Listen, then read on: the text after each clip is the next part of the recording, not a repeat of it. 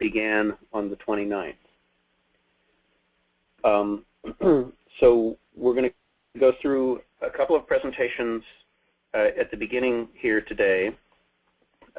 One of them having to do with the mechanics of how you will be voting on the proposed revised rules of association after we complete our discussion today, and another about some more specifics on how the Privacy Committee intends to discharge the responsibilities which have been assigned to them under the new rules of association, assuming that those get passed.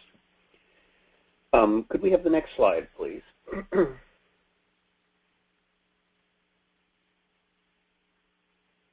Kay, are you driving the slides? Okay, apparently we don't have the next slide yet. So let me just start by going over the agenda. So first, we're going to discuss what happened on October 29th prior to the recess. Then we're going to go into the two presentations that I described, and then we will begin considering the proposed amendments to the rules of association. And before we do that, I'll give you a brief overview of the process that we're going to use to go through and consider and dispose of each of the proposed amendments. We'll wrap up with a discussion of action items going forward and a discussion of what we're going to do at the next meeting and when that's going to be and how we're going to conduct it. So and by the way, just to recap the way in which we interact in the online meeting, if you're on GoToWebinar, you can use the raise hand facility, which is in your GoToWebinar control panel.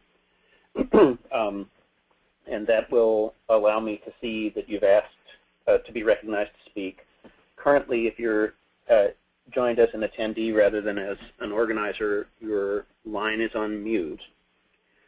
So when I recognize you to speak, I will unmute your line, and then you'll speak, and I will remute your line. If you have a comment or a general question, you can type that question into the chat area of the GoToWebinar panel. And I should also note for the record that this meeting is being recorded. So if you aren't comfortable with being recorded, you'll have to drop off the meeting. The recording will be made available after the termination of the meeting today. There's also, for those of you who are not in the GoToWebinar interface, a SOAP Hub chat room, which is online. The URL has been distributed by the Secretariat, but I'll just read it to you here. It is http://webconf.soaphub.org/conf/IDESG. So you can join the SOAP Hub, and if you have topics that you would like to introduce into the meeting and you're not able to use the chat facility or the raise hand facility in GoToWebinar, we will be able to accommodate your questions via the telephone and the SOAP Hub window. So we'll proceed, unless there are any questions about the agenda or any comments that anyone would like to make before we proceed with executing today's agenda. And I'll wait for a minute to see whether anybody raises a hand or types something into the SOAP Hub window. We will proceed to the first item on the agenda. Seeing nothing, I will note that, let's see where we at. Can we go to the next slide, Kay? For those of you who are following along online, the next slide shows the URL for the text of the Rules of Association, and it also shows a general outline of the rules. The rules, the substance of the rules was discussed on the October 29th conference call, and we've gone through a set of descriptions by the Governance Task Force about both of the rules and the rationale for why they are the way they are. And if you want to refresh your memory, you can go to the URL, which is currently currently displayed on the slide. So so once we get done going through consideration of the amendments today, we'll be opening a electronic ballot, and you'll be voting to adopt or reject the proposed rules. As we agreed at our Chicago meeting, this will be a simple majority vote, so greater than 50% of valid ballots returned will be required to pass the rules. And in order to vote, you will have to be able to log on to the voting system, and that is going to work differently than it has worked in past meetings.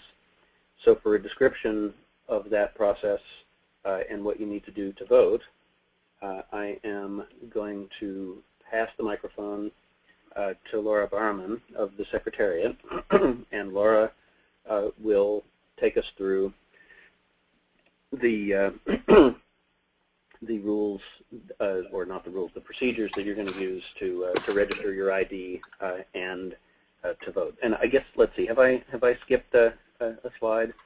No, I think you're good. You're good. Can you hear me? Yes. So, Laura, go ahead and take it away. Okay. Hi, this is Laura from the Secretariat. I'm also going to have Eric Jackstead on the line, too, who's now unmuted and can chime in if he needs to. I'm actually just going to do a really quick demo. So hopefully everyone can see my computer screen now. And what we're going to do is I'm just going to show you how to vote if you are a registered voter. So just really quick, the voting polls open at 8 a.m. tomorrow, November 8th, and they close at 5 p.m. Eastern Time on Sunday, November 11th. And the polls are open to approve or approve the Rules of Association as amended, and we'll talk about that later this webinar. But only those that are eligible voters are going to be able to vote. And the way that we have determined that is by steering group registration forms that members have previously completed.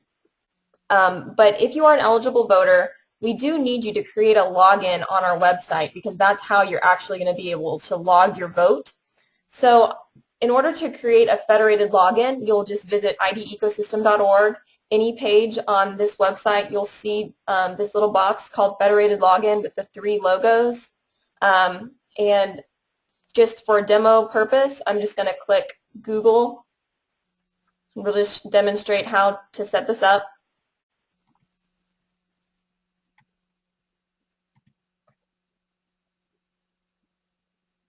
And it's actually recognizing me as a different user, so let me go and log out real quick. Sorry about that. So you've already stolen someone's identity, Laura? Got to sign out because it's recognizing me. Okay, so let's try that again.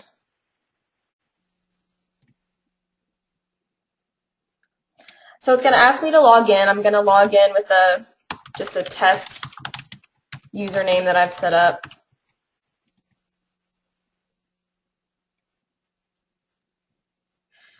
And once you log in, either using Google or Yahoo or JanRain, it's going to ask you to just verify that you want this username and you want this email address. At this point, you can edit your username and you can edit your email address.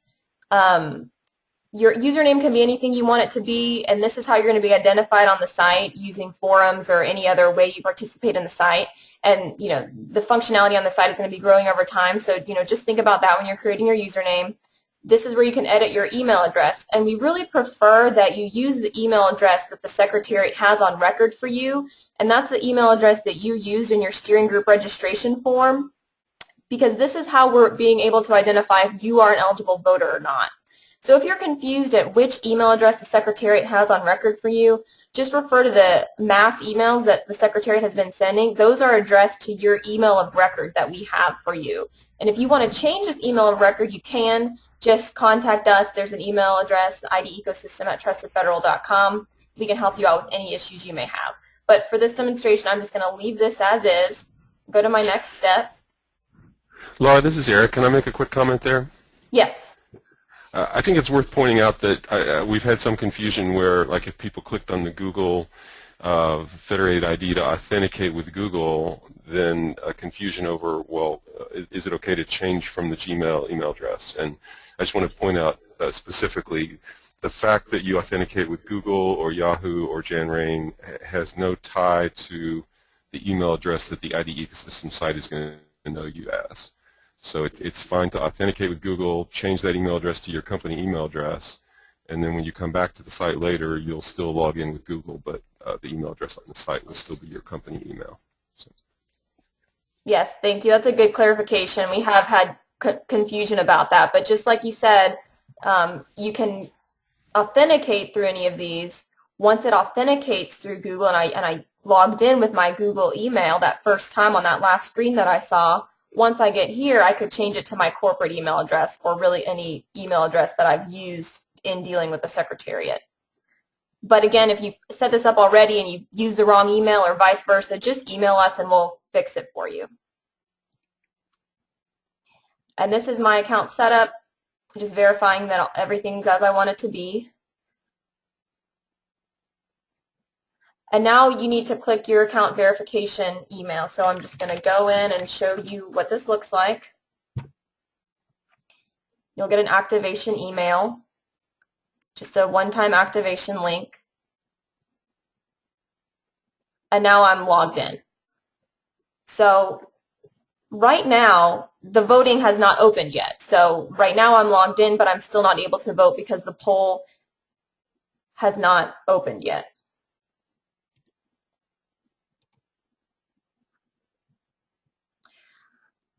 Hopefully everyone can still see my screen. So when the voting opens at 8 a.m. tomorrow, you'll log in just like I've logged in just now. Let's say I'm logged out. I'll log in just clicking the way that I authenticated before, and then I'll visit this voting page right here. Right now, you don't see any polls because there's no polls open currently, but I do see this congratulations message verifying that when polls open, I will see that poll to vote in, and it will appear right down here in this area right here. Is there anything that you want to add, Eric, that I may have missed? Just one quick note on that congratulations message. If you, the email address that Laura showed a minute ago where it was showing a Gmail and we said you could change it to your corporate email, if that email address does not match the one that you originally registered with the steering group with, you will not see that congratulations message. So the fact that you see that congratulations message means we recognized your email address as not only a member, but a member who is eligible to vote. So if you believe that you're eligible to vote but you do not see that congratulations message, you need to contact us and we'll work it out. So again, just please contact us via this email. We do have some time until the polls open, so let's all take that time to make sure everything's ready to go so that when the polls open, we'll all be ready, all the eligible voters will be able to vote. Is there any questions? And if you have a question, you can raise your hand to be unmuted and we can answer those questions at this time.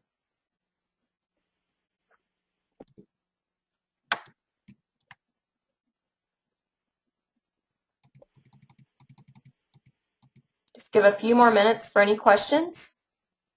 Yeah, I'm looking at the SOAP Hub chat and I don't see any questions. I also don't see any hands raised in the GoToWebinar meeting.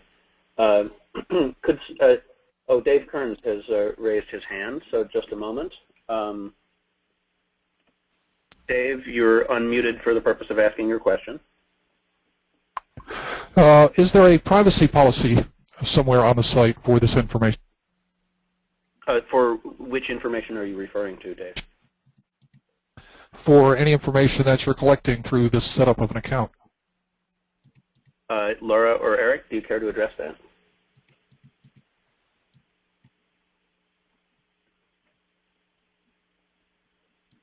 Don't all. I don't think we have a.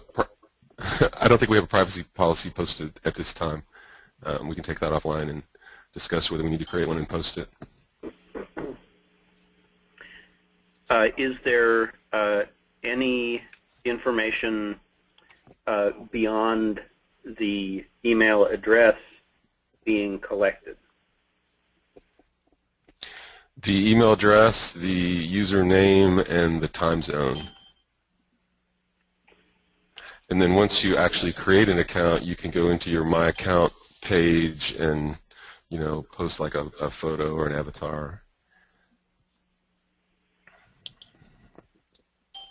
I note in the SOAP chat that the Privacy Standing Committee is looking into the issue.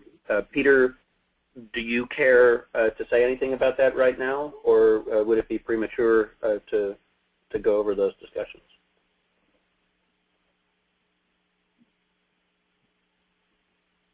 Do you want me to unmute Peter? I actually don't see him in the. I'll go ahead and unmute him right now. Hi.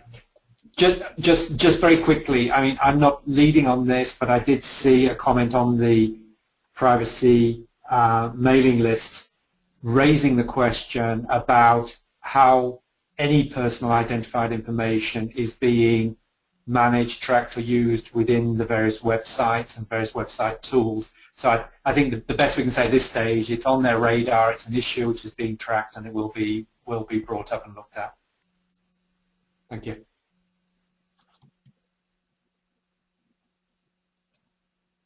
Thanks, Peter. And Jim Elsey also has his hand raised. I'm going to unmute you now, Jim, for the purpose of talking about this. Okay. You should be able to speak now. Bob, can you hear me all right? Yes. Okay, thanks. Yeah, I'll probably provide a little extra context. At our last Privacy Committee meeting, the question was raised about things like, as Dave Kearns asked, the privacy policy for the website, how the federated identities are being applied, and what we're proposing to do is to have an informal evaluation of the website to try and identify privacy issues like that and work with the Secretariat and the Management Council to address those issues. So I think it's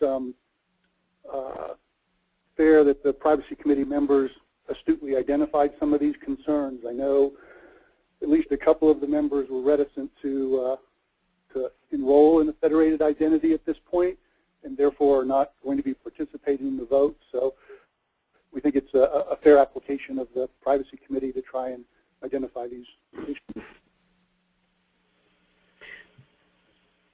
So thank you very much, Jim. I note now that Michelle Cornell has raised her hand, so I will unmute you, Michelle, for the purpose of speaking to this issue. Michelle, you are online.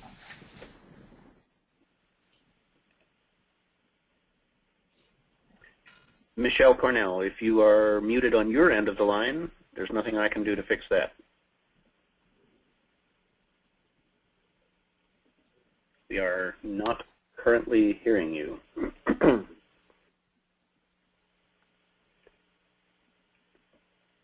Is there, assuming that we can't get Michelle here, Michelle, do you want to try and type something into the SOAP Hub or the chat box so that we can work out what the communication challenge is here?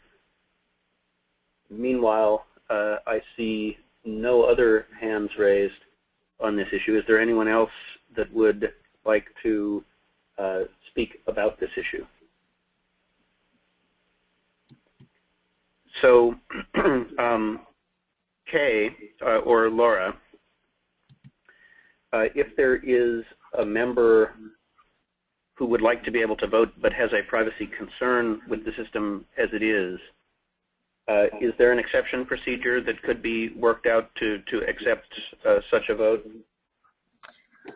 My best recommendation is anyone that has other questions following this webinar, if you could just please write your question and via email to idecosystem@trustedfederal.com. We're going to be monitoring that all day to make sure we fix all these voting issues to make sure people are ready to vote when the polls open tomorrow morning. Okay, and so let me ask you, Laura, to repeat that email address one more time, and this is for technical issues with Federation, technical issues with the voting system, or questions about privacy. So could you repeat that email one more time? Sure. The email we'd like you to email is idecosystem@trustedfederal.com. All voting questions, please direct there. Thank you.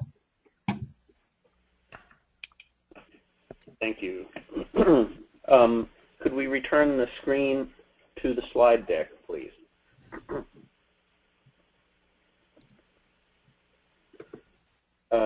And could we move forward?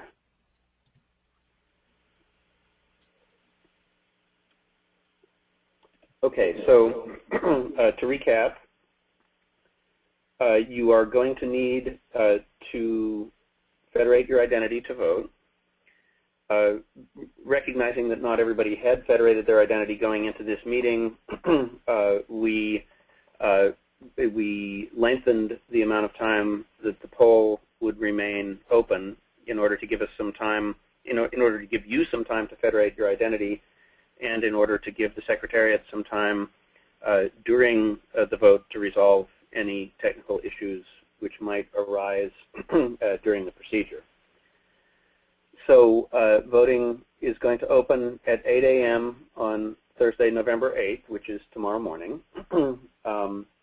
And voting will end at 5 p.m. Eastern Time on Sunday the 11th. So you'll have from tomorrow morning through the end of the evening Sunday to vote. We also chose to leave the poll open a little bit longer in recognition of the fact that some members in the Northeast may be having challenges with power and connectivity. So if for some reason you're unable to get to any electronic system, then try and get us. So is there a phone call, Laura? Sorry, a phone number, Laura, that people can reach the Secretariat at if they're just completely defeated in terms of getting access to electronic channels? Sure. You can reach us at 706-550-1275. I'll also put that in the webinar just so that people have that number as well, and in the SOAP Hub. Okay. Thank you very much. So, by the way, are you moving your cursor around the screen right now, Kay? Because it's doing weird sort of tracking things to the graphics in the presentation. So now I'm going to spend a few minutes describing the procedure that we are going to use to consider the amendments, and then I'm going to turn it over to Jim Elsey to just a little bit more color on. Actually, I think I'll switch the order of that. Can we switch? Can we move to the next slide, please, Kay or Laura?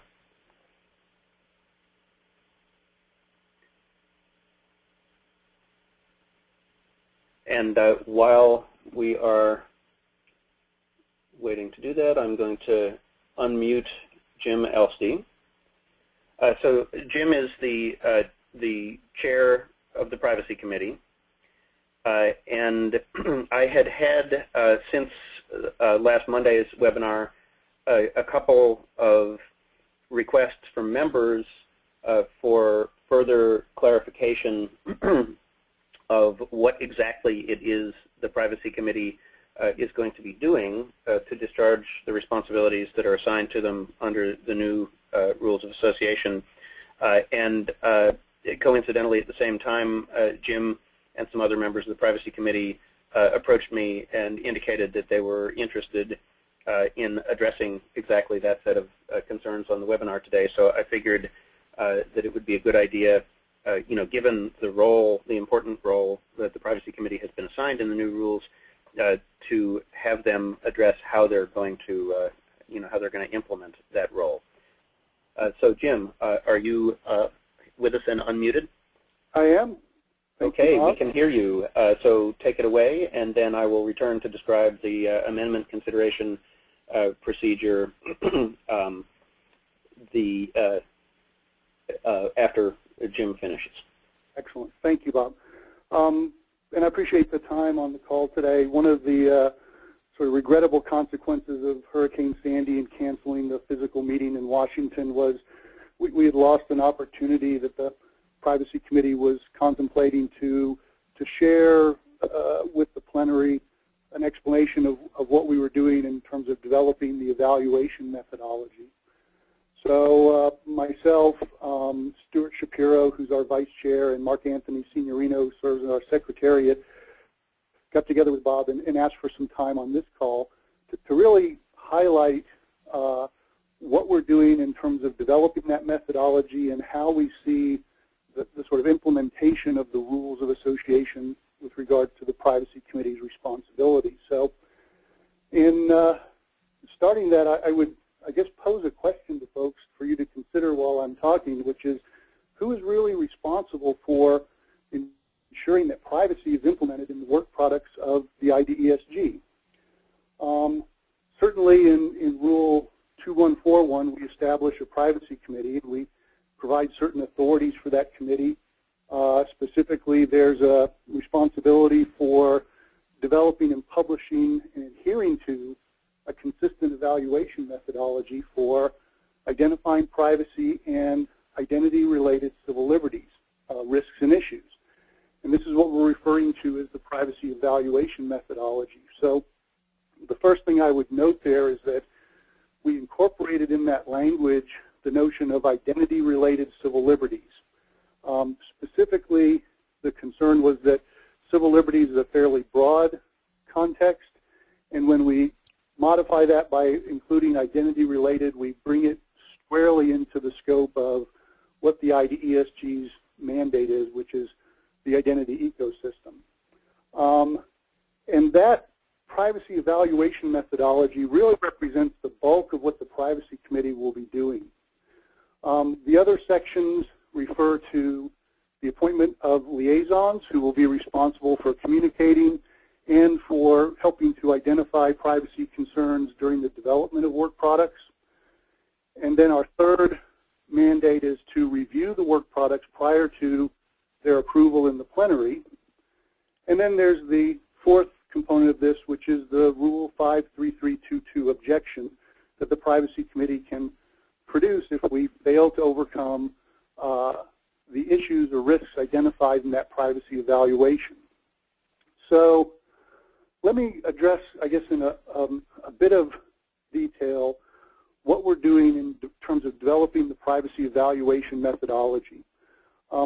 We see this as an opportunity to incorporate the concept of privacy by design, which effectively envisions integrating privacy into the development of solutions early in the process and working with the different work groups to make sure that privacy considerations are identified and incorporated in the work products. Our methodology, we're currently in the process of developing it.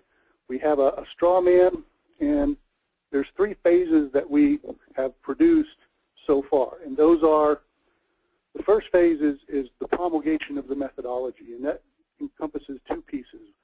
One is the education and communication of that methodology to the different work groups and members of the plenary. And the second is a component that allows us to update that methodology and evolve that methodology as we learn about the application of it or as new privacy criteria are developed to make sure that the methodology always is current and consistent with the quote-unquote state-of-the-art privacy. And so that promulgation piece is really the first stage of our methodology, and it involves communicating that methodology to everyone in the plenary. The second piece is the informal evaluation stage. And the informal evaluation stage is really quite important because what it allows us to do is interact at the earliest stages of the work product development and to work iteratively with the work group to try and identify privacy risks and issues informally, work to discuss those issues, try to collaboratively come up with alternatives that will allow us to mitigate those issues, and resolve those issues at the informal stage before a work product is produced as a final draft and submitted to the formal process. To me, that's the most important stage of our evaluation methodology because it allows us to work collaboratively to try and identify and resolve these issues. The next stage is the actual formal stage of the evaluation methodology. And this part of the process is a structured application of the methodology and in particular the evaluation criteria, what we're going to be using as a basis for evaluations that we're performing. This is also an opportunity to discuss and negotiate and attempt to resolve any issues prior to producing the formal output of the evaluation methodology, which is our privacy review report. Our objective is to resolve privacy issues either informally or through discussion and negotiation during the formal process. But every work product will go through the formal process, and in most cases, we will have simply a report that says everything looks fine, this is good to go, send it on to the plenary for review. In those rare cases where we can't reach resolution, then we have potentially the triggering of the 53322 objection. But I will tell you, in my opinion, that this will be an extremely rare case, that there's multiple opportunities within the informal process and the formal process to identify and resolve any issues. So what really a triggering of that 53322 objection means is that all of the negotiations between the privacy committee and any work group have broken down, that we haven't been able to reach an equitable resolution to an issue that's been identified. So I do truly believe that that will be an extremely rare case. Let me highlight also the role of the liaisons. So the liaisons from the privacy committee have two primary functions. First, they have a responsibility to develop relationships, to provide a channel of communication, to make sure that the privacy committee has a clear conduit of communication with these different work groups. The second thing is they're an integral part of facilitating the informal evaluation process.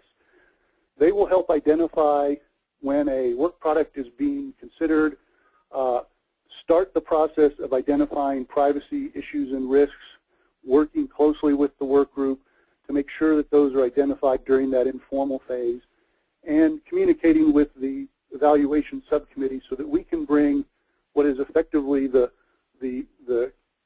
expertise that is represented on the privacy committee to bear to help crystallize these issues and come up with mitigation or alternatives that will resolve these issues. So in some respects, they are our ambassadors, but more importantly, they're a conduit for access to the different experts that we have serving in the privacy committee.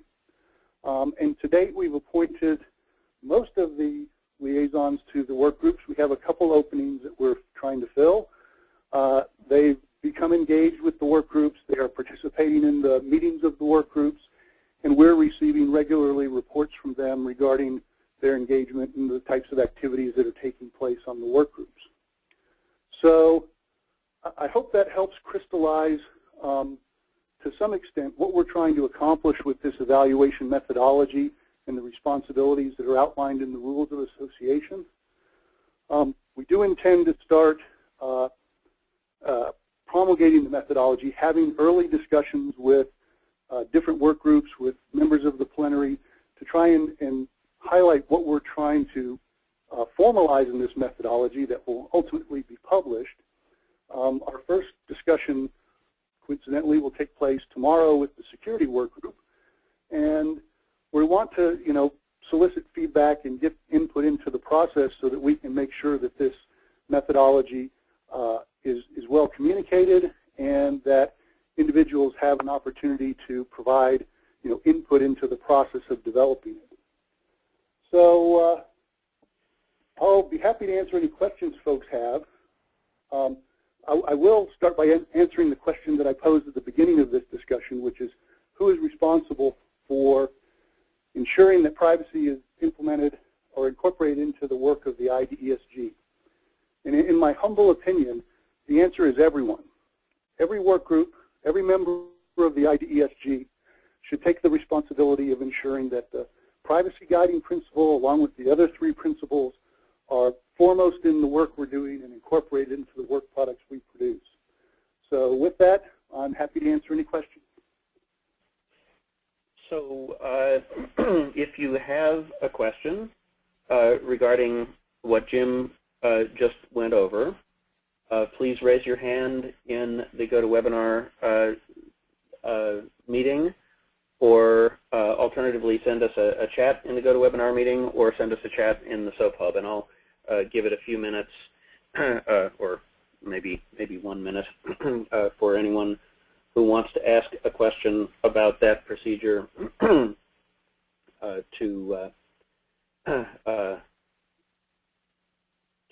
do so. And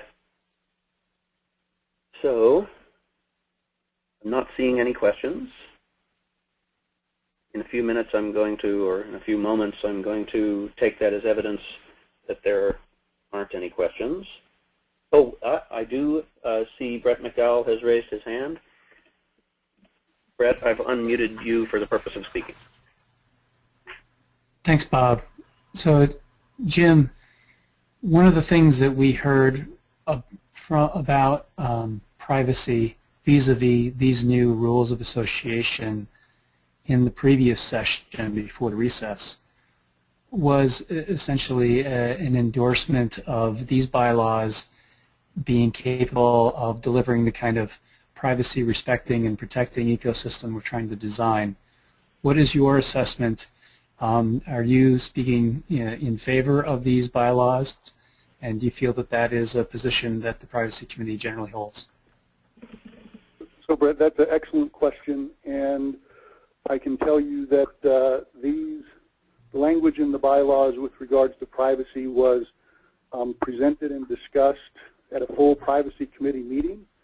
The language was ratified by the Privacy Committee, and it has our full endorsement. And we believe that this establishes the mandate for the work of the committee, is supportive of the objective of incorporating the privacy guiding principle, and will facilitate that end. So we are fully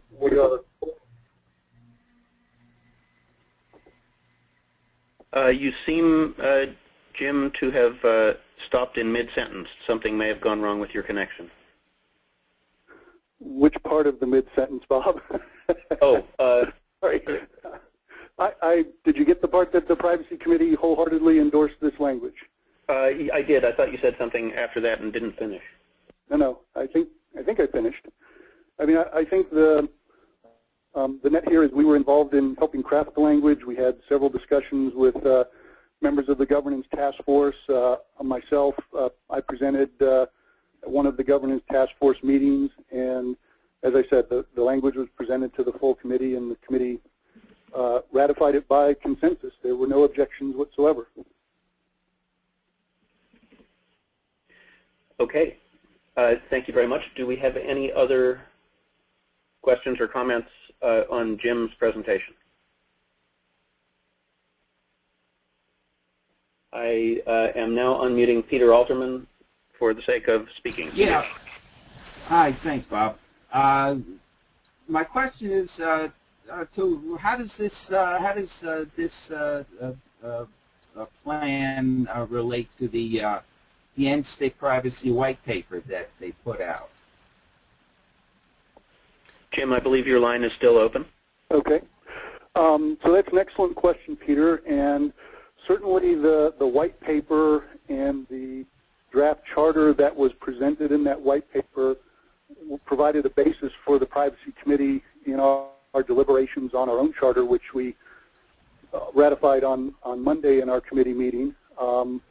The expectations for an evaluation methodology that was objective, that was documented and applied consistently, has been consistent all the way through, from the white paper to the rules of association as well as our charter.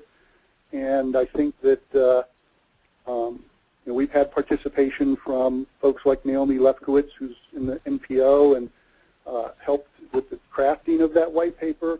And I believe we have a relatively high degree of comfort that we've maintained the objectives outlined in that white paper, and we'll be able to execute on that with the language in the rules of association.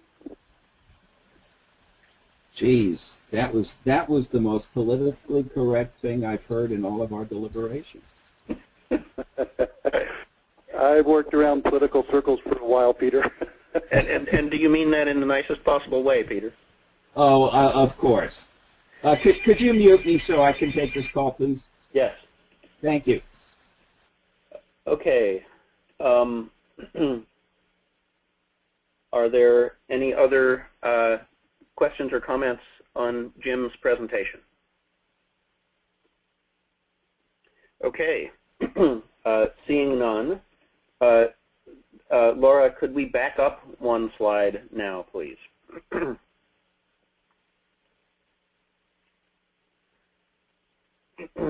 So now I'm going to briefly describe the process that we're going to go through to review the amendments that we have received. First, what I'm going to do is, for each amendment, I'm going to ask the proposer to give us a short discussion of what the amendment is and why it's proposed. Then I'm going to offer the opportunity to the Governance Task Force chairs, that would be Daza and Eric, to describe the rationale behind the language in the document as it stands proposed. And I don't intend this to be a debate. I just want each party to state what their intentions are. And then I will ask whether there is an objection to adoption of the amendment.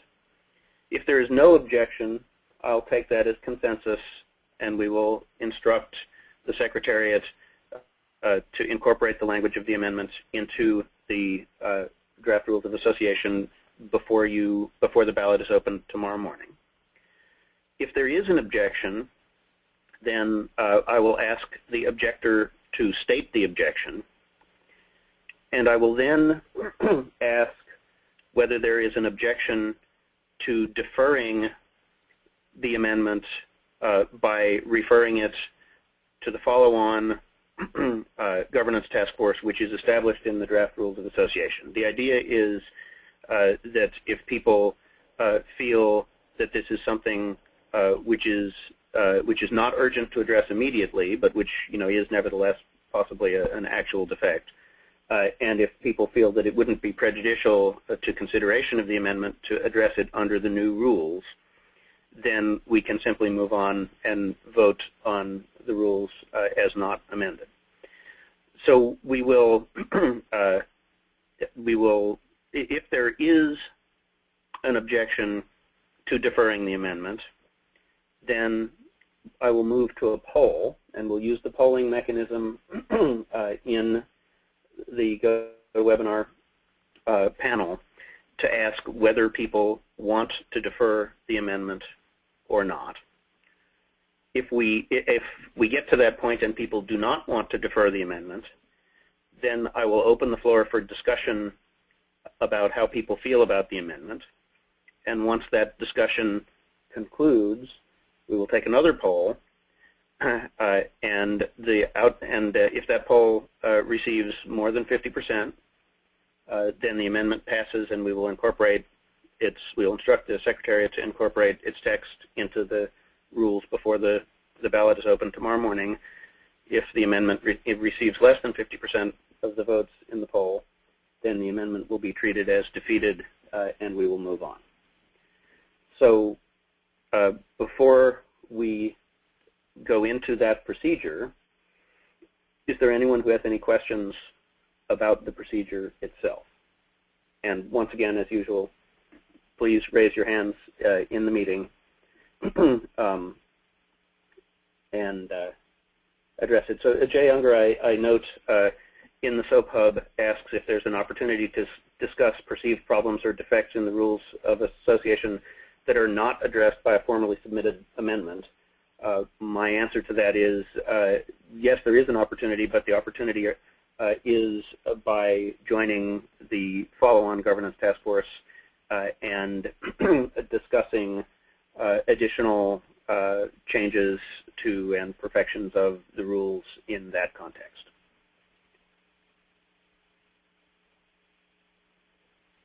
Okay, I don't see any hands raised, so I'm going to proceed to the consideration of the amendments.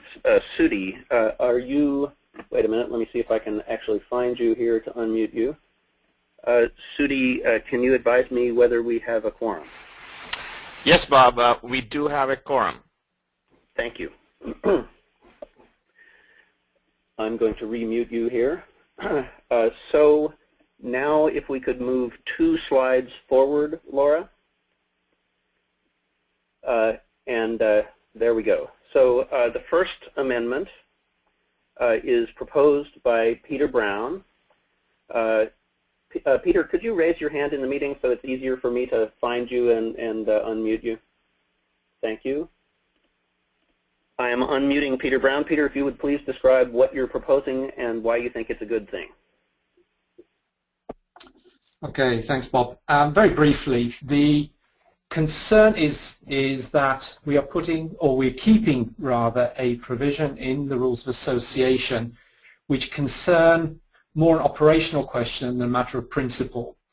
The issue is very minor. It's that the provision 2.2.2.5 is the only provision under the responsibilities of the Management Council which explicitly spells out a particular area of work, in this case managing marketing and public relations activities.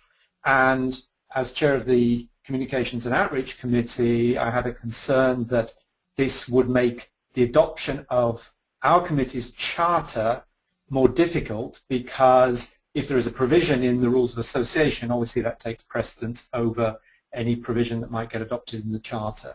The only reason for arguing that this be taken out now is precisely that if it's deferred, it means that any attempt to change the charter of the Communications and Outreach Committee would require also an amendment to the Rules of Association. So the bottom line is, if this 2.2.2.5 is deleted, the worst case scenario is it makes no difference, because in any case the responsibilities have to be formally assigned through the adoption of the charter.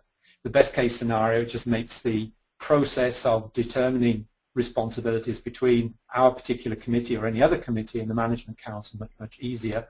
If we keep it in, the worst case scenario is that any attempt to adopt our committee's charter will be made more difficult, as it may require an amendment to the Rules of Association, and as such we're asking that this be taken out now. Thank you. Thank you, Peter.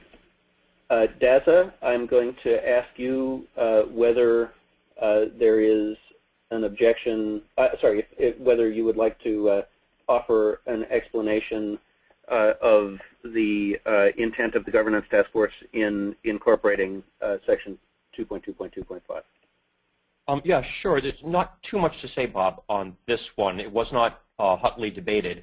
The process that we followed in this section was starting with the NPO documents, which included a list of duties for the Management Council, and actually confirming one at a time which we thought would be appropriate and which ones we thought should be deleted. We did delete some. This was not one that was deleted, but there was no significant points of view expressed on it either way.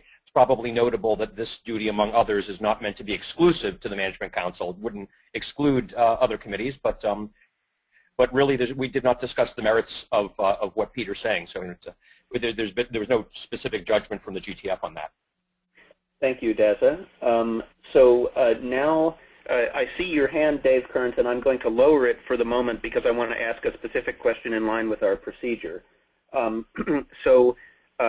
If anyone has an objection to incorporating this, to implementing this amendment and incorporating it into the text of the revised Rules of Association before we vote on them, please raise your hand now or type something into the chat room on SoapHub to indicate that you have an objection. And I'll give this a few moments. Okay, I see a hand from Brett McDowell. By the way, Dave, I will recognize you in a minute.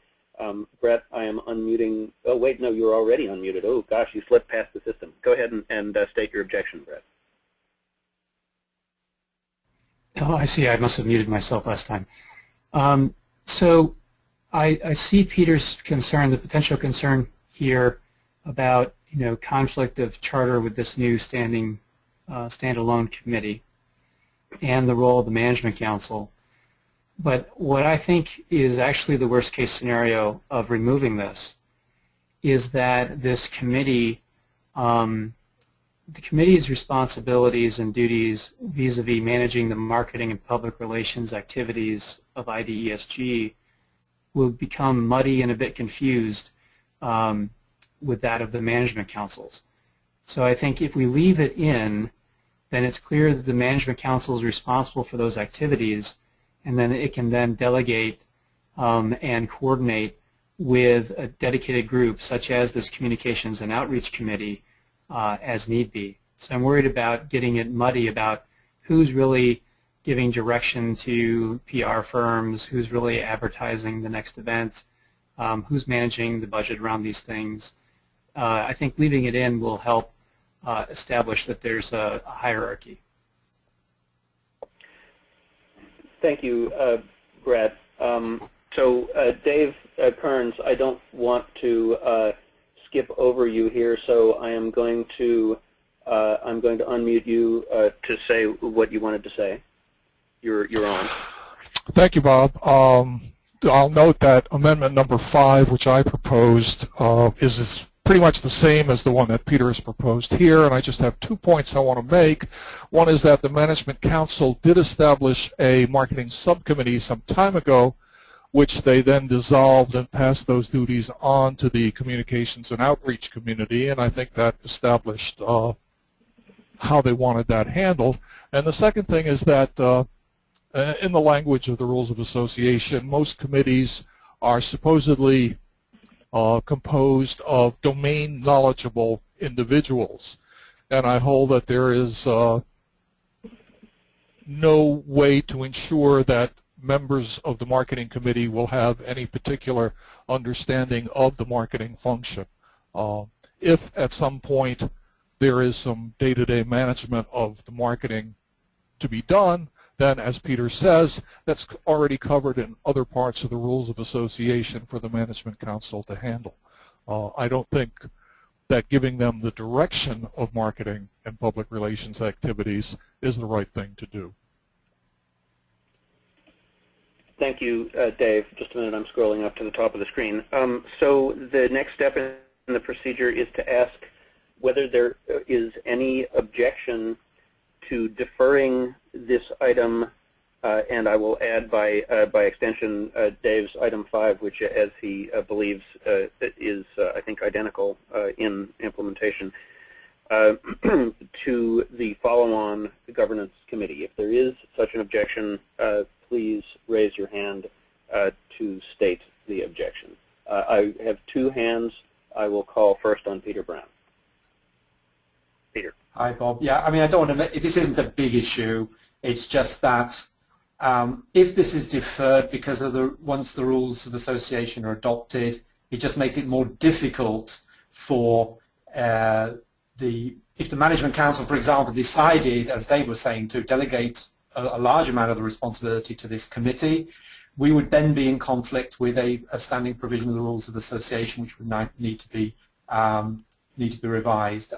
That's the reason I'm asking for it to be taken now. So the basis of my objection to it being deferred is that we would be unnecessarily raising the bar on something which is essentially an operational concern and is in any way as to address Brett's concern is addressed under 2.2.2.1, where the Management Council has a very clear responsibility for managing resources and procuring services. This isn't a question about that, it's a question about the overall work in marketing and public relations. Thank you.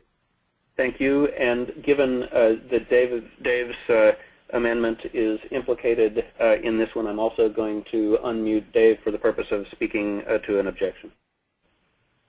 Dave. I agree with Peter that passing the amendment after the Rules of Association are adopted or some substitute for them is adopted will be much more difficult, much more disruptive than looking at this now. I also question whether or not we can defer consideration of this to a committee that doesn't exist. Thank you, Dave. So let me say two things in response to that. First, technically, it is correct that any amendments out of the set of 20 which we defer to the follow-on committee will, by definition, require a higher percentage vote to pass than it will if we pass the amendment today. So today, because of our agreement in Chicago, we will pass amendments and the rules themselves on 50% majority votes, or simple majority votes, 50%, plus epsilon, and revisions to the Rules of Association after they are adopted will require a preponderance vote, which is a 2/3 vote of the membership. So the bar is higher for a vote. I don't know whether the bar being higher for a vote afterwards means that it is actually more difficult to pass these things in the future. I think that depends on the relationship between the follow-on governance committee and the membership of the plenary, and it also probably depends on the overall package of amendments that gets presented out of that activity. But it is accurate to say that a higher vote threshold will be required to pass amendments under the new rules, and that will be the case not only for the one that we're considering now, but for all of them. And therefore, I'm going to ask that if your objection is on that basis in the future, you state that as economically as possible in the interest of finishing the call quickly. So Dave, I'm going to presume that that was what you had to say, and I'm lowering your hand. If there's anything else to say, you can raise it again. Then you raised it again. So Dave, one more comment. No, my hand is down. Oh, I'm sorry. We both clicked it at the same time. Okay, terrific. Thank you. Okay, so the next step is to go to a poll, and if you go to the polls section of your GoToWebinar interface, you'll notice that there's a drop-down box which says Select a Poll. And the poll that you should select for this question is, should Amendment 1 be deferred? Unmuted. In the hand Hi, raising. Bob. Bob, actually, I'm going to have to make that poll visible, so I'll make that poll visible, but attendees can't see that quite yet. Okay, John Bradley, I'm muted for the purpose of speaking. Okay, I think that must have been the question that John had. So I will remute him. Okay, so Laura, will you give me an audio signal when you have made that poll visible?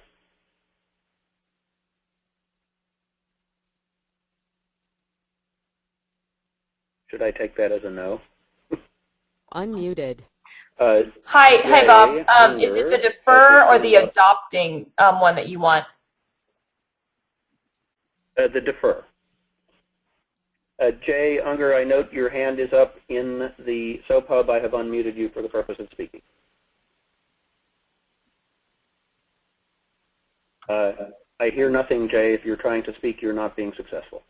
And Bob, the poll is now open and visible to the attendees, and they can now select.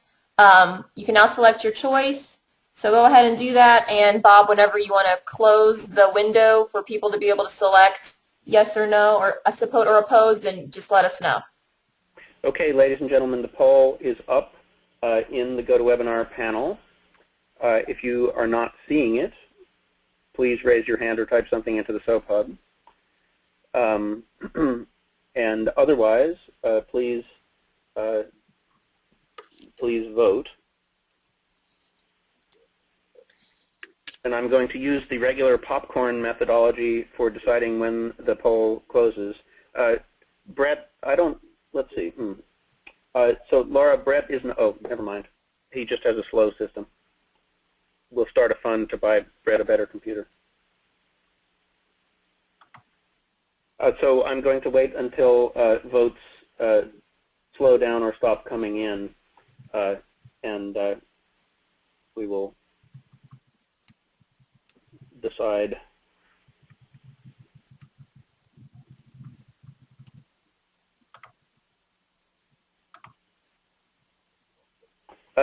So Jay, I see your message in the SOAP Hub. I still have your line unmuted in the GoToWebinar, so it may be that your computer is being unhappy. You may have to call into the telephone number, or if you would like to type something into the SOAP Hub chat box, I can read it to the audience.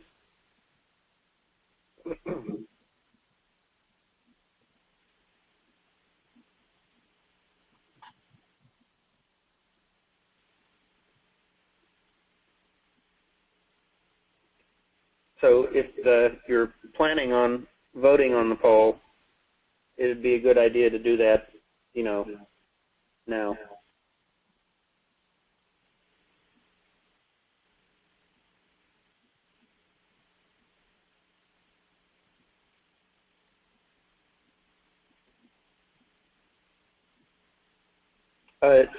Judith Fleener is unable to vote from the iPad app.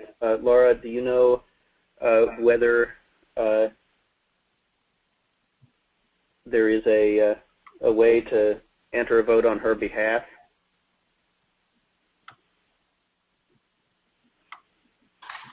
I don't, but if that happens to anyone, please let us know via SOAP Hub, and we'll add your vote in.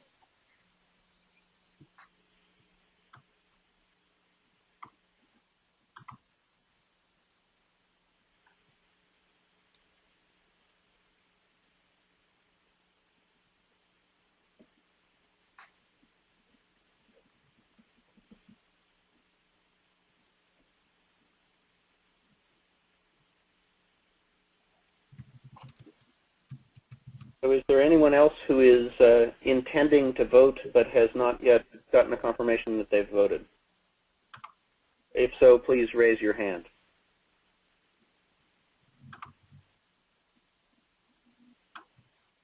Oh, actually I have to go up to the top to see whether anybody is raising their hand.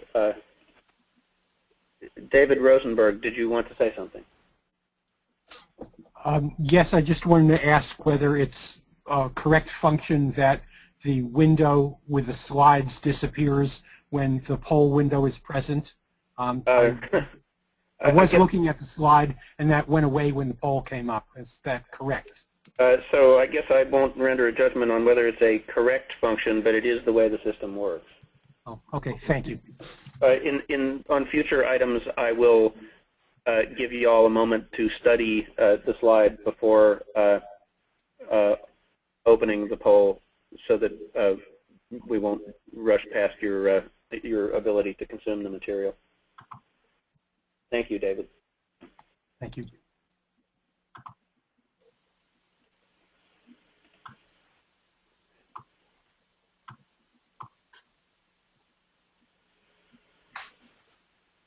I'm going to give it another 15 or 20 seconds, and then I'm going to declare the poll closed.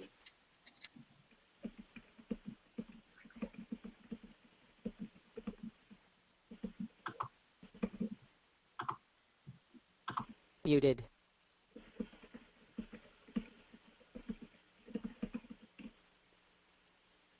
Okay. I am going to ask that we close the poll at this point. So, Laura, if you could implement that decision, 54%, possibly plus 1 or 2 from the SOAP Hub, supported deferring the amendment. So this amendment is deferred, and we will proceed to the next amendment. So, Laura, if we could take the poll results down off the screen and move to the slides once again. So Amendment 5, proposed by Dave Kearns, is substantially identical in text to Amendment 1. Dave, I noted that you raised your hand there for a minute. I would like to hear your opinion about whether we should, on the basis of the previous poll, move to defer this, or whether you would like to have it considered in the same process that we just used. And you are unmuted. No, we can roll them, excuse me, roll them together. There's no sense in discussing everything all over again. Thank you very much, Dave. Just a minute, I'm going to do a little bit of cleanup of the hand-raising area. Okay, so could we move to the next slide, please, Laura? Amendment 3, here again, the proposer is Dave Kearns. I will unmute Dave for the purpose of explaining the substance and rationale of this amendment. Bob, I believe you skipped Amendment 2. Yeah, I actually, I should have explained at the beginning that we're going through these in a particular order because I noted in my preliminary analysis that 1 and 5 fell into a logical group, 3, 4, 7, and 8 fall into a logical group, 15, 16, and 17 fall into a logical group, and the rest of them are basically standalone. So I'm going through the groupable amendments first, and then we'll return to the numeric order. Okay, that's fine. As I propose numbers 3, 4, 7, and 8, I'll speak to all of them at the same time. They refer to various parts in the Rules of Association where voting members are allowed to not self-select a stakeholder group to participate in. I think this is rather almost tautological because, of course, group number 14 is the unaffiliated group. So what we're doing is we're giving voting members the right to unaffiliate from the unaffiliated group without affiliating to any other group. And as they are voting members, they do have the right to participate in a stakeholder group and therefore elect a representative to the Management Council. In other parts of the document, we allow non-voting members to opt out of being in a stakeholder group, and that's fine and good, but I do believe that all voting members should self-identify with one of the stakeholder groups, especially since we've given them the option of joining the unaffiliated group. And these 4 amendments, 3, 4, 7, and 8, will just change the 4 places in the Rules of Association where voting members are allowed not to choose a stakeholder group. So that's what I have to say. Thank you very much, Dave.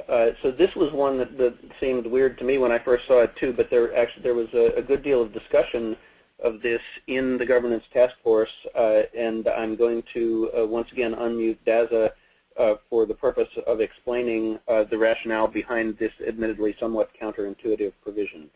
Daza, take it away.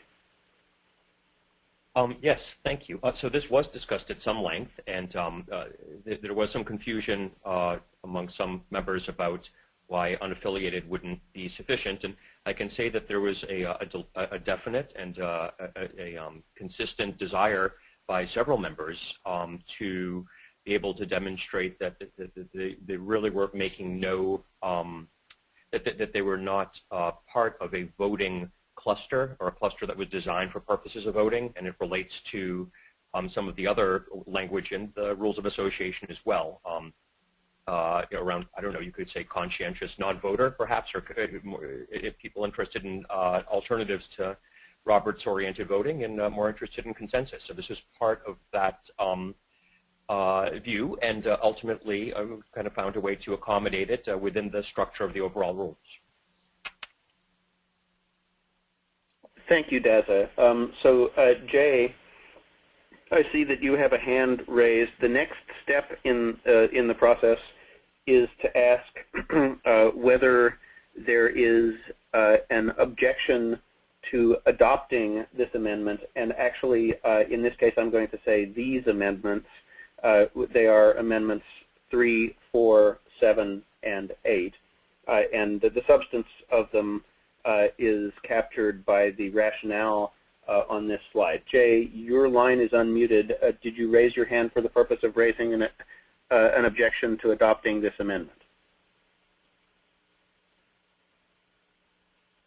And once again, I cannot hear you, Jay. It's frustrating.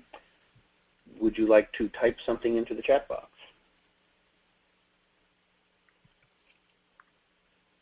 So while Jay is trying to respond to my inquiry, is there an objection to adopting amendments 3, 4, 7, and 8? I'm unmuting Rich Burr for the purpose of speaking to this point. Rich. So not an objection. I would just rather a clarification. There are a number of organizations that would provide support to multiple stakeholder groups. Can an organization join or commit to multiple stakeholder groups knowing that from only one stakeholder group could they nominate someone to become a member of the management council? And on the other stakeholder groups, they could participate in the work of that stakeholder group, vote on the work of that stakeholder group, but they could not nominate a stakeholder delegate to the management council. So the answer, wow, I'm getting a bit of an echo. The answer to that question is that organizations may not select more than one stakeholder group.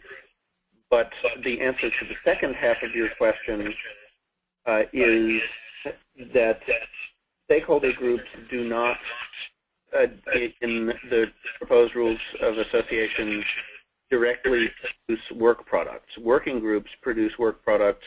Stakeholder groups elect representatives to the management council. So an organization may participate in as many working groups and in the preparation of as many work products as they desire, independent of their stakeholder group election, but they may nevertheless only be a member of one stakeholder group at a time. So I'm going to now see whether I can successfully get Jay Unger to our conversation.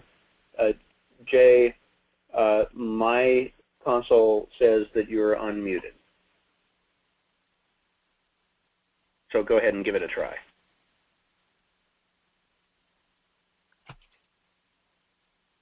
Unmuted. Not hearing anything. Unusually, Jay, my Muted. console also shows you as connected by computer rather than connected by telephone.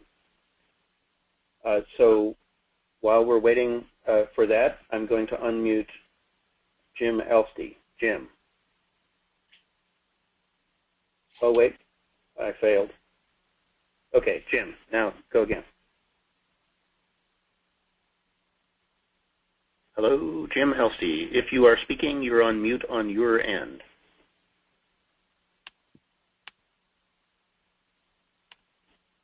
Okay, well, this is a bit frustrating. Is anyone... Bob? Oh, yes, there you go, Jim. There we go. Okay, sorry about that. So I'll go ahead and raise a formal objection to the proposed amendments. I don't disagree with the distinction between may and shall, but I do agree with Daza that the stakeholder affiliation is an area that some people have concerns about, and by leaving it as shall, we, I think, allow people to display their disaffection with the stakeholders model and perhaps would indicate to us that we need to refine that model. So by keeping it shall, we kind of maintain that flexibility. I'm sorry, Jim, I think I understood the sense of what you were proposing, but if we are going to keep the language as it is, the standing language is may, and I believe that you're saying that you would like to keep the language as may rather than shall. That is correct, to go ahead and keep the language as it stands with may. Okay, so as there is an objection, the next step in our process is to ask whether there is an objection to deferring Amendments 3, 4, 7, and 8 to the follow-on governance task force. If there is such an objection, please raise your hand, and I see Dave Kearns has raised his hand. Dave? Yes, I object to that on the same grounds I raised for the last amendments. Thank you. So at this point, we are going to move to a poll, but before we do that, so Laura, I'm going to ask you to get ready to make the poll about whether Amendment 3 should be deferred. Dave, I would like to ask you another question here. Just a minute, let me find you in the Dave, I'm unmuting you for the purpose of answering a question about whether you would be amenable to considering 3, 4, 7, and 8 as a single poll. Yes, let's do that. Thank you, Dave. So if you look at the text which is in front of you in the GoToWebinar control panel, what you're voting on is changing may to shall in the 4 instances where, sorry, on deferring changing may to shall in the 4 instances where it appears under the rationale that there's already an unaffiliated category, so there's no reason to allow people to not select the stakeholder group. So I'm going to give you a minute to take a look at this slide. And Laura, if you will raise the poll on Amendment 3 in a second here, and we will take that as a poll on 3, 4, 7, and 8. Okay, ladies and gentlemen, the poll is up. Please express your opinions.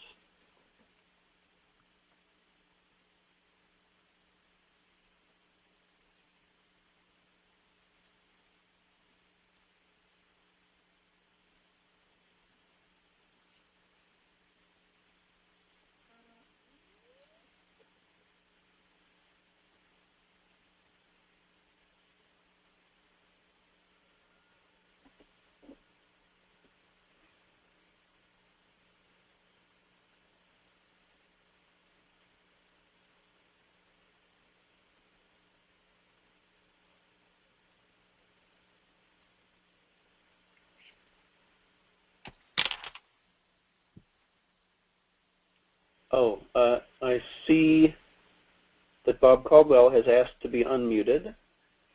Bob, did you want to say something?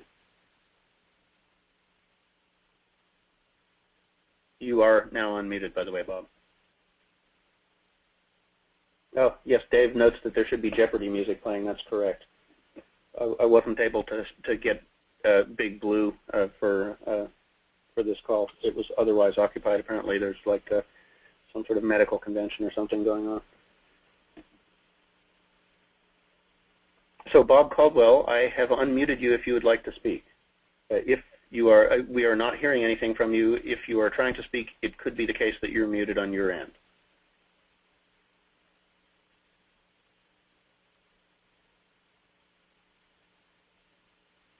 Those of you who are not able to use the poll for technical or other reasons should type your preference, support, or oppose into the SOAP hub, and we will have those tallied by the Secretariat.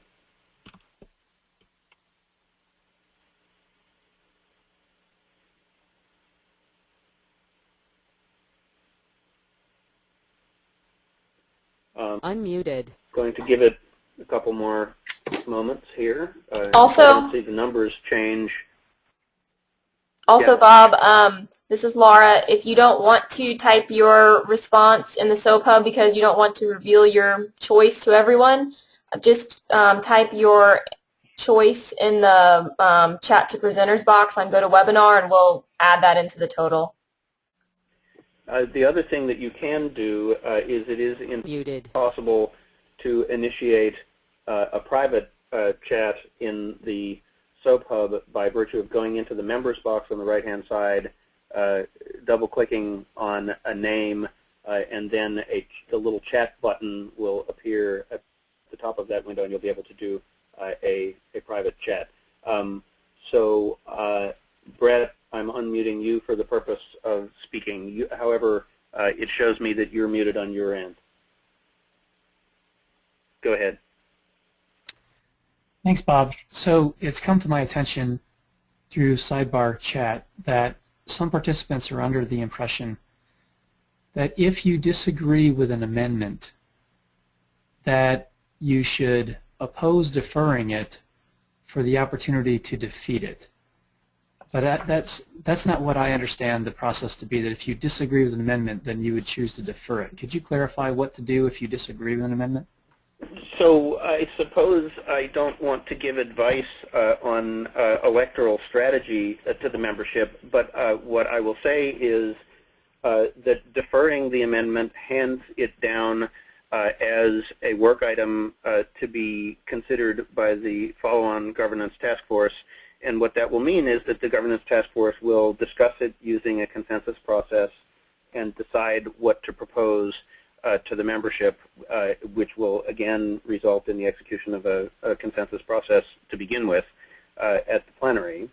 If you feel strongly that the amendment should just go away, it would not be irrational to oppose deferring it so that you could then go on and have the subsequent poll to actually defeat it.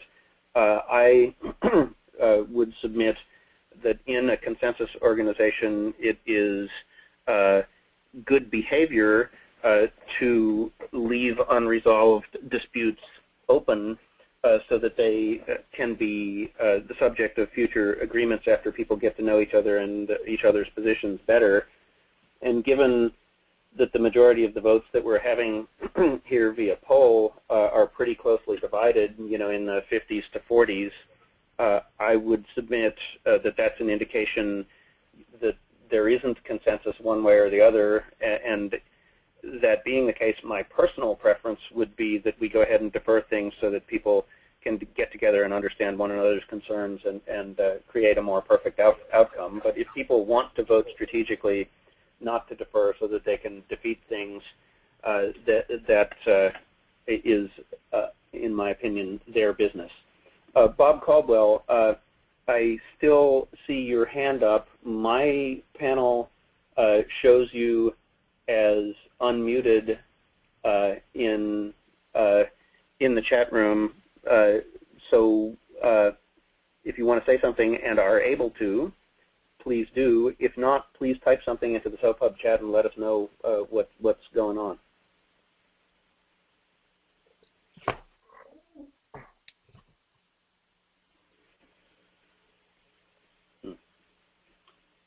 Okay, not getting any response. Okay, so I haven't seen any change in the numbers for a while. The vote is 57 to 43 with a few votes coming in from the SOAP Hub chat. So I'm going to declare the vote closed. Oh, wait, okay, yeah, we're good. And so this set of amendments will also be deferred.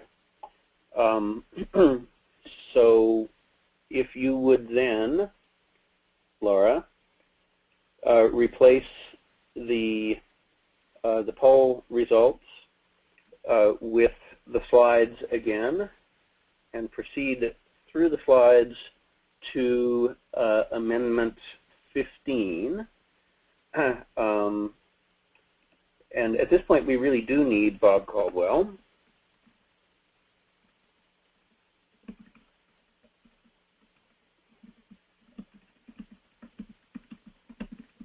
So let me see if I can communicate with him.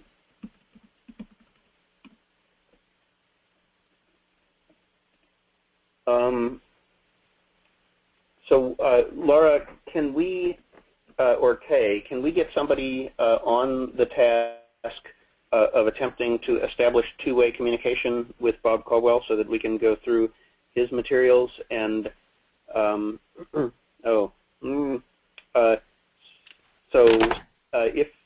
if for some reason his computer audio equipment isn't working, can we get him instructions for how to dial in and an audio pin so that he can join us by telephone? And until that is accomplished, what I'd like to do is I'd like to move forward to amendments that are not in his group, which I believe means that we would go to Amendment 2 on slide 18. So if we could please display slide 18. And let's see whether Randall is on the call. Randall is on the call. Randall, if you could please raise your hand so that you will be at the top of my screen, that would be very helpful to me.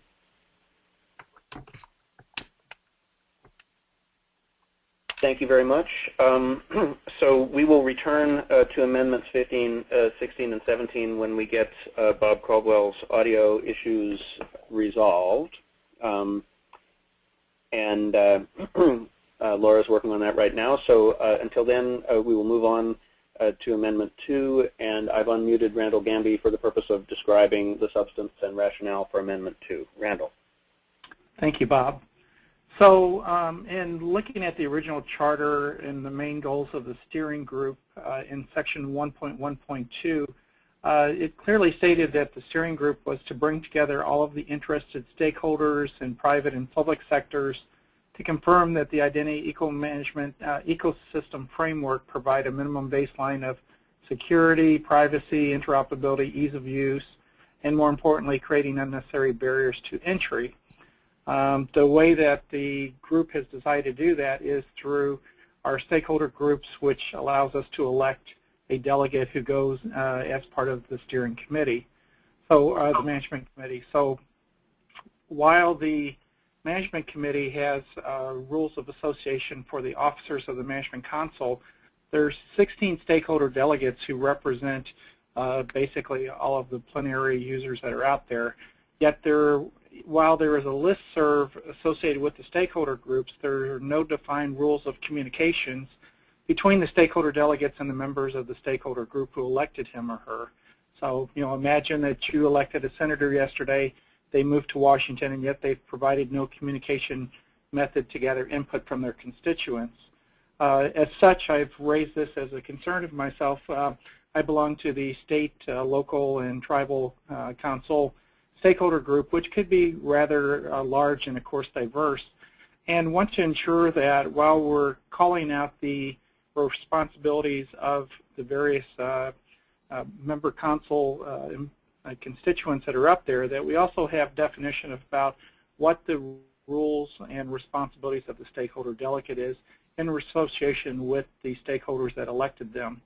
So I've proposed that there be 3 responsibilities added to them. First of all, if there is a list server, it's probably a good idea that they actually join and be the moderator of that list server. Second, that since they should be someone within the community that they work with, that where possible, that they take on the ability to try to extend this as wide as possible within their capabilities and solicit stakeholders to actually join to make sure that they have a large, fair, and balanced view and opinions from the various people interested in that particular stakeholder category. And then finally, that because they do need to communicate back and forth with their stakeholders, and I would assume that they know they should do this. However, I know that there's at least one instance last time I checked where the delegate wasn't even registered within the stakeholder listserv, that they established the communication methods used to ensure that they will properly represent the views and opinions of their stakeholder group. Thank you, Randall. So this actually, again, is something which there was some discussion of at the Governance Task Force. So I have unmuted Daza once again for the purpose of explaining the rationale for the text as it stands. Daza. Sure. So there was discussion. Multiple views were expressed, including that of the proposer of the amendment.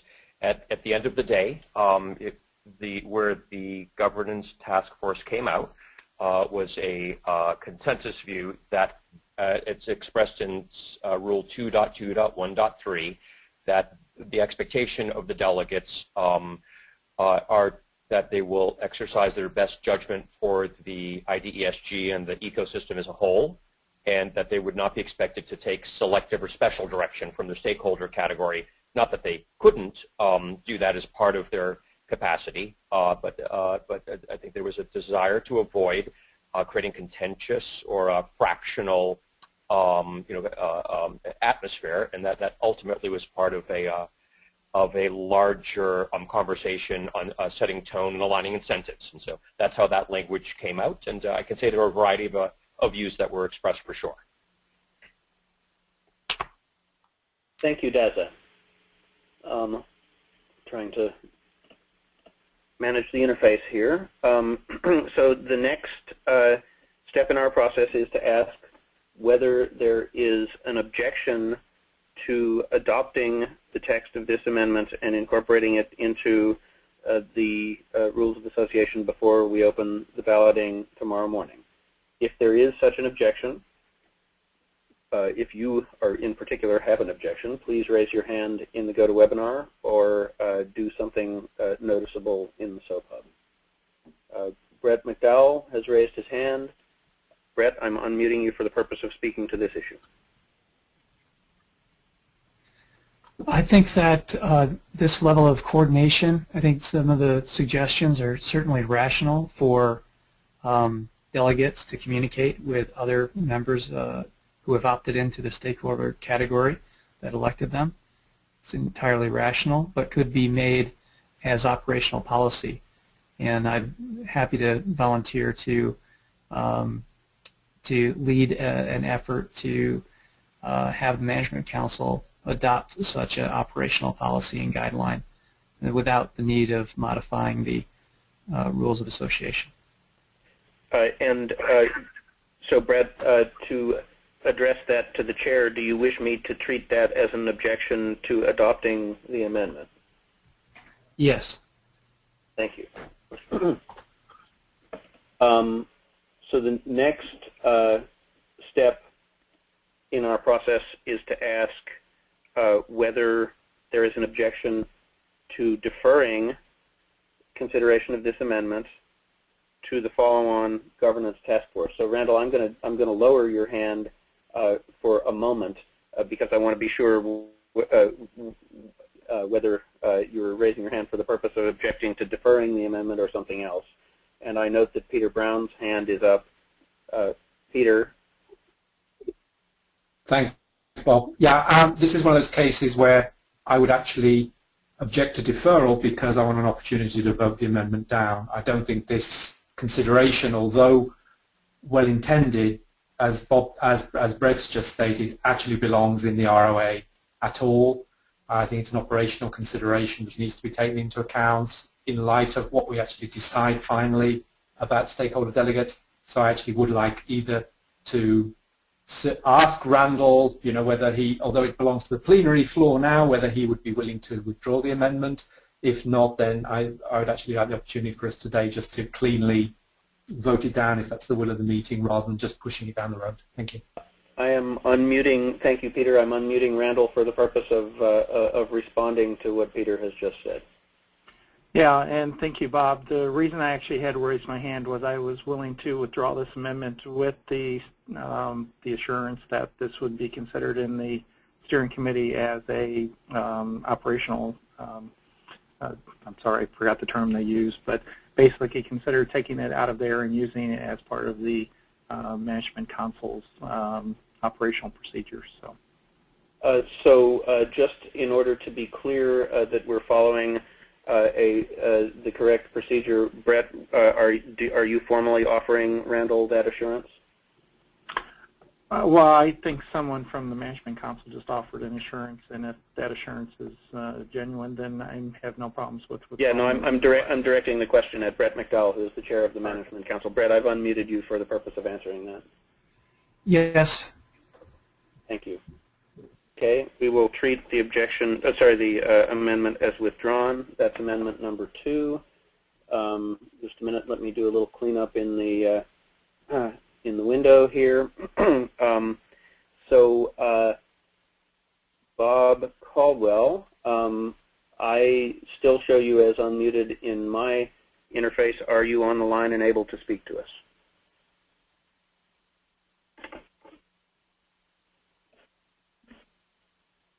So Bob, yes,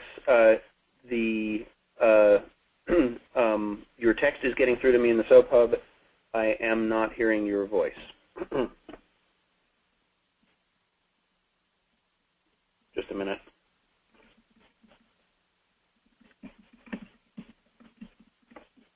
Okay. Laura, if we could continue to work on getting Bob's audio up and running. I'm going to suggest that we move along to the next amendment that is not his, and I believe that that is amendment number 6, which is on slide 20. So if we could move to slide 20, please. And Dave Kearns, if you could raise your hand in the chat room, in the GoToWebinar, that would be helpful so that I can unmute you. Again, this amendment is proposed by Dave Kearns. Dave, unmuting you for the purpose of explaining the amendment, and I'll note that you show as being muted on your end on my console. Go. Thank you, Bob.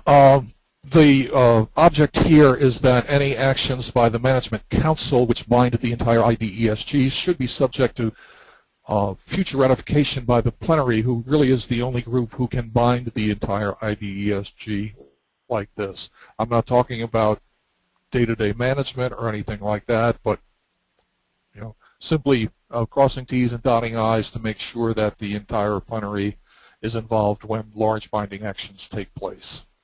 So to be clear, what Dave is referring to here is the fact that in the existing language, the rules of association give the Management Council the authority to act on behalf of the IDESG in situations where an action is required before a meeting of the plenary can be convened.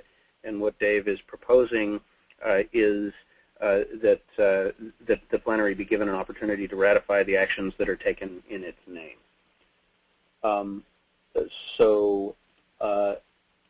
Just a minute, let me just do a little cleanup here. Daza, I'm going to ask you if you'd like to explain anything about whether this was discussed in the GTF meetings, and if so, what the rationale for the existing language is. Yes, thanks. Yeah, so this was discussed as part of the dialogue I mentioned before, going over the Management Council's duties, and this language was actually added. It wasn't just retained from the MPO after consulting Robert's rules and some other sources, and recognizing that there was a need for a mechanism of action with authority to act between meetings. And frankly, I think there may be some implications to changing this in this. Maybe the ombuds or other people could discuss it if it comes up. But it's important to just recognize that the rules also do allow the plenary to take votes in the future to undo its own decisions and to undo decisions potentially of discretionary decisions of the Management Council or the Secretariat to the extent that it's within the ambit of the plenary. So requiring ratification, what was not the recommendation, rather it was this method which we took from Robert's rules. So thank you, Daza. The next step in our process is to ask whether there is any objection to the adoption of Amendment 6 and the incorporation of the modified text into the Rules of Association before the ballot opens tomorrow. If there is such an objection, please, I see I already have a hand. I am unmuting R.J. Langley for the purpose of discussing an objection. Yeah, I think the Management Council needs the ability to act. It's not clear to me that you can enable that action if it's a conditional action that's subject to future ratification. I can think of all kinds of things that cannot take place under those conditions. I would at least want to see this discussed much more fully. So let me understand the objection. Are you saying that if an action is taken and a ratification is not forthcoming, it's not clear what the status of the action is? I can think of actions that would be completely precluded by that, by requiring it to be ratified by the plenary. You're effectively eliminating the ability to take many such actions. Thank you. Dave, I'm going to unmute you for the purpose of responding. Yes, note that this is not all actions of the Management Council that would be subject to review. It's only when the Management Council is, quote, acting on behalf of the IDESG in situations that require immediate attention and convening the plenary is impracticable. All I'm saying is that when the time is too short to convene the plenary, then it should be subject to their approval the next time they meet. And what is the effect of the plenary withholding ratification? What happens if that branch is taken? That's unfortunately up in the air. It would depend on what the plenary decided to do. Okay. Thank you, Dave. Thank you, RJ. I note, oops, let's see, what have I just done here? I note that Eric Skase, the other chair of the Governance Task Force, has raised his hand. Eric, I've unmuted you for the purpose of clarifying anything else that you might want to talk about. Hi. So the way this section is put is for situations requiring immediate action where the plenary cannot be convened in a practical period of time, and yet some course of action needs to be taken. We can use a specific example here, which was the example we had of last week when weather threatened a scheduled meeting of the plenary, and someone had to take a decision about whether or not to hold that in-person meeting or to take some other course of action. And those kinds of decisions that need to be made immediately usually involve situations where a ratification later is a moot question. So we have here the Management Council, which is somewhat more representative than a sole person, and in situations where an immediate decision is needed, this provision allows the Management Council to step in and take that immediate action. And if there are lingering effects that can be addressed later on, of course the plenary can take up whether or not to change course or not with respect to those lingering effects. But when an immediate decision is required, this mechanism provides a way for the group to respond to the immediate situation at hand. So I think with that explanation, I hope it's more comprehensible why the wording is in the Rules of Association as provided. And the amendment that's being suggested here would not be the correct approach to follow. Thanks. Thank you, Eric. So I note that R.J. Langley's hand is still up. R.J., I'm unmuting you in case you have something further to say. I've got to take it down. Thank you. So the next step in our procedure is to ask whether there is an objection to deferring this amendment, amendment number 6, to the follow-on governance working group. If there is an objection to deferring this amendment, will the person objecting please raise a hand in the GoToWebinar or do something that I can see in the SOAP Hub?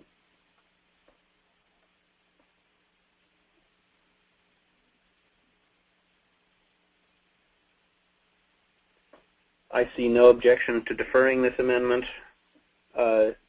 Kay and Laura, can you please record that this amendment was deferred by consensus?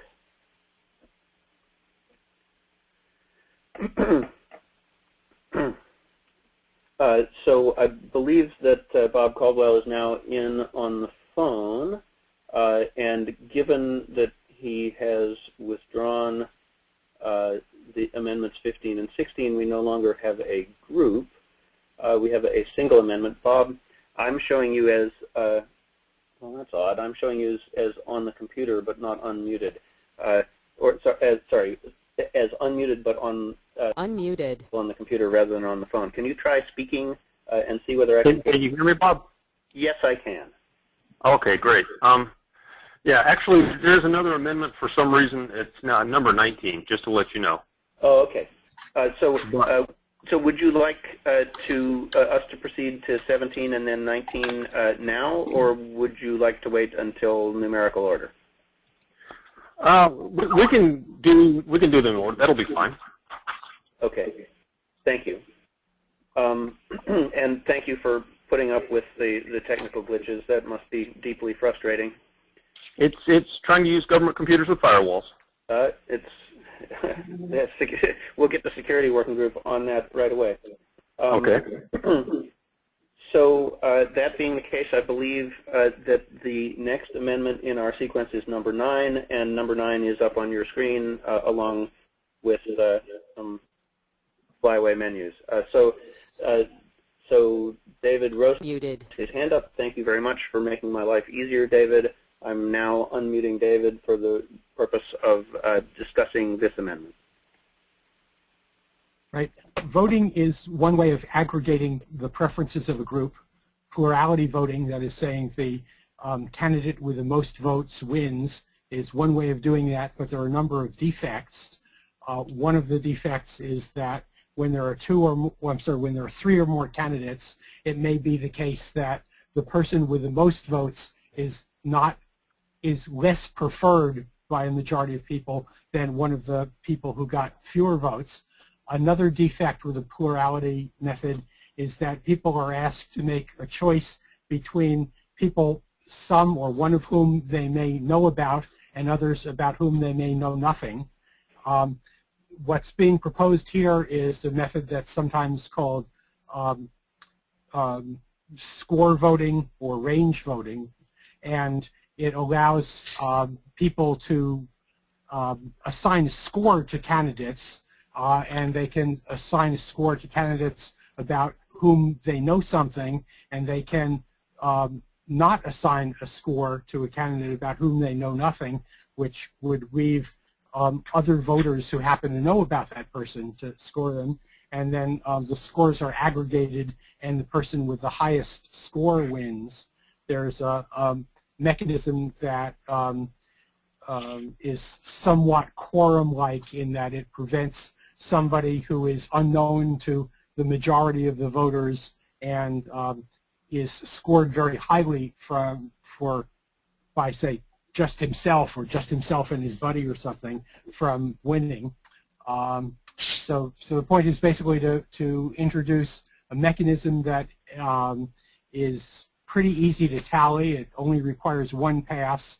It allows people to put in information they know about candidates and to avoid having to make a guess as to whether a candidate they know about is better or worse than the candidate they don't know about. And I'm proposing it as a replacement for the plurality voting that is described in the current rules. Thank you, David. Dazza, I'm not sure whether you or Eric would like to address this one. I will unmute you. I know that there was discussion of alternate voting mechanisms in the governance task force. Yeah, you bet. Yeah, so Eric and I have kind of coordinated our comments here. They're pretty simple. We certainly discussed preferential voting, and there's some other more complex ways that have their pros and cons that were discussed, and it was quickly apparent that it's a deep, complex subject with many trade-offs that was going to require a broader discussion and a longer time period than what was available in order to propose back to the plenary fixes that would at least get IDESG where it needed to be. So that this was the idea of really perfecting the voting is one that was decided to require that was meritorious, but that would require more of a multi-stakeholder process and a longer period of time. Thank you, Daza. I see that Jay Unger has his hand up. Wait, he had his hand up a minute ago. Jay, well, Rex, you. Can you hear me? I can hear you. You're here. Welcome. Yeah, I only had to reboot my computer twice to get to the state where I could be heard.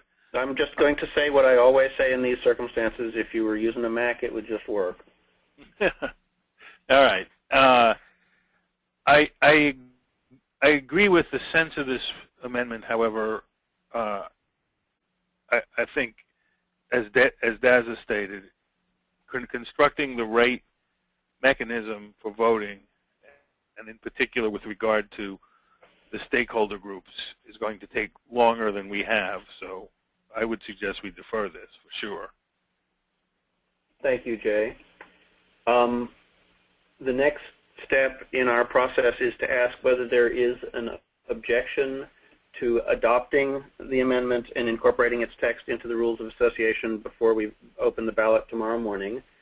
If anyone objects to adopting this amendment, please raise your hand in the GoToWebinar or do something that I can see on the SOAP Hub. Jay, I'm unmuting you. I see your hand. Yeah, so I mean, in my previous statement, I am objecting to adopting this amendment as it is written. Thank you, Jay. The next step in our process is to ask whether there is an objection to deferring this amendment to the follow-on governance task force. Jay, I see that your hand is up again. I'm going to unmute you. I'm not sure whether it's still up. No, I took my hand down. I think it's down. No, it's up, but I'll fix it for you. So is there any objection to deferring this topic, this amendment, to the follow-on governance task force? If there is such an amendment, please use the usual procedure of raising a hand or jumping up and down in the SOAP Hub.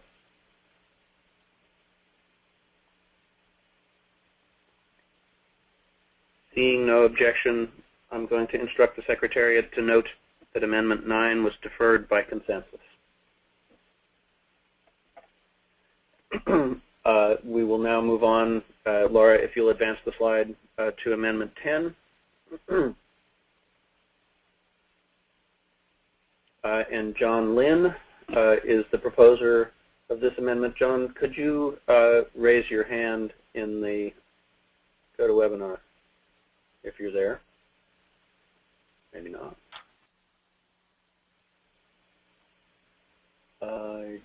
I don't see John Lynn in the meeting.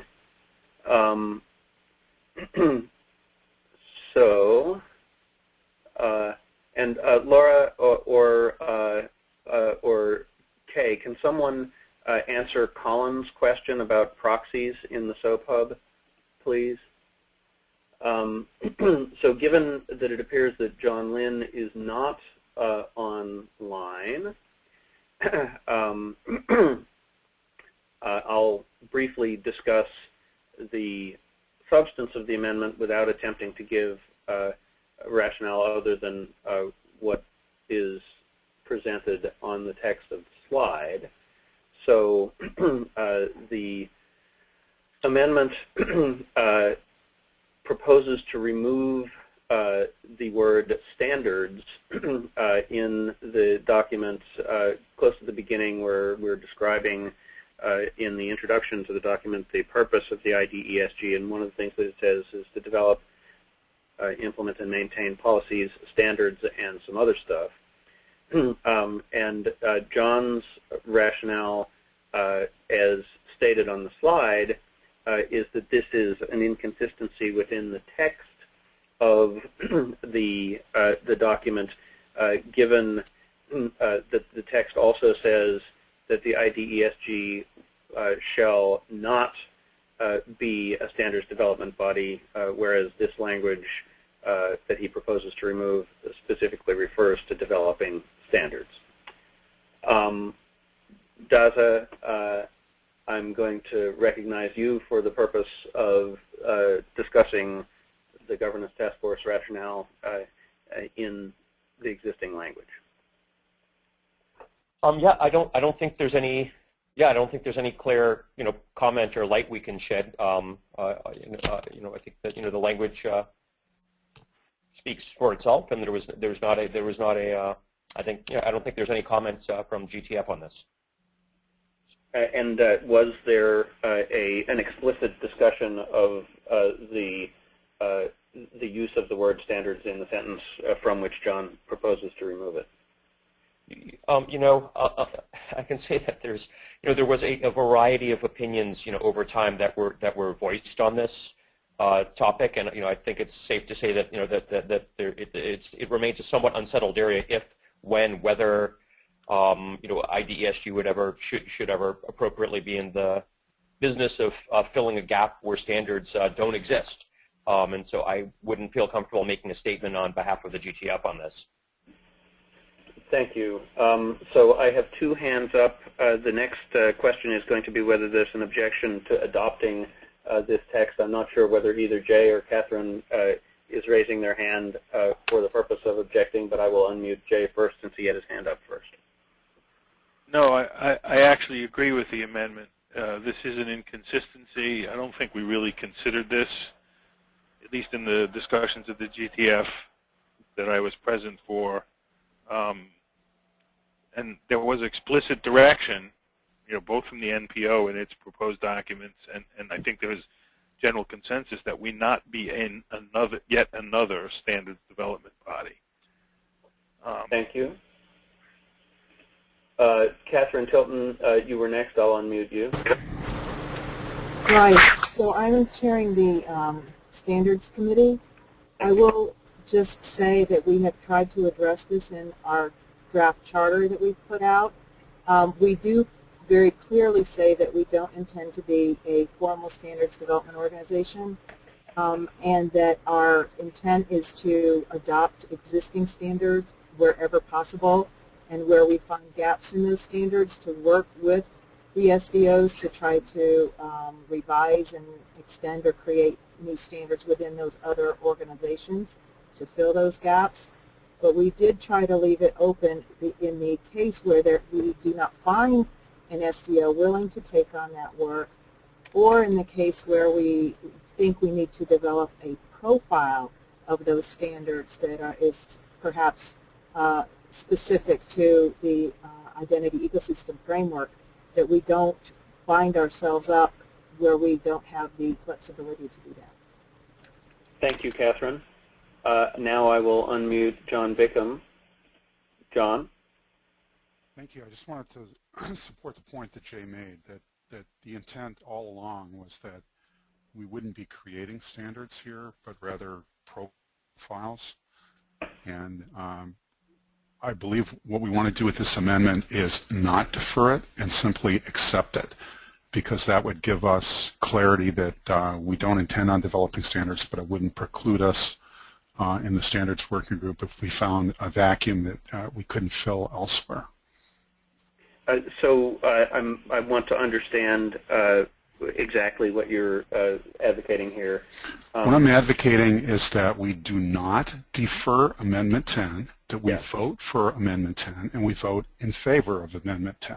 The effect of that action will enshrine this language, and that will make clear that we're not intending to be an SDO and compete with existing SDOs, but rather we'll be writing profiles or working with other standards groups working with the existing standards bodies to create standards if we feel that they're necessary. Thank you. So in fact, we may or may not have to vote because we may, the next step would be to ask for consensus. But first I'll recognize Jim Elstey. And I see that Bob Caldwell also has his hand up. Bob, I've got you next on the queue. So Jim? Thank you, Bob. So I don't disagree that we should be very clear about our role and specifically with regards to standards development.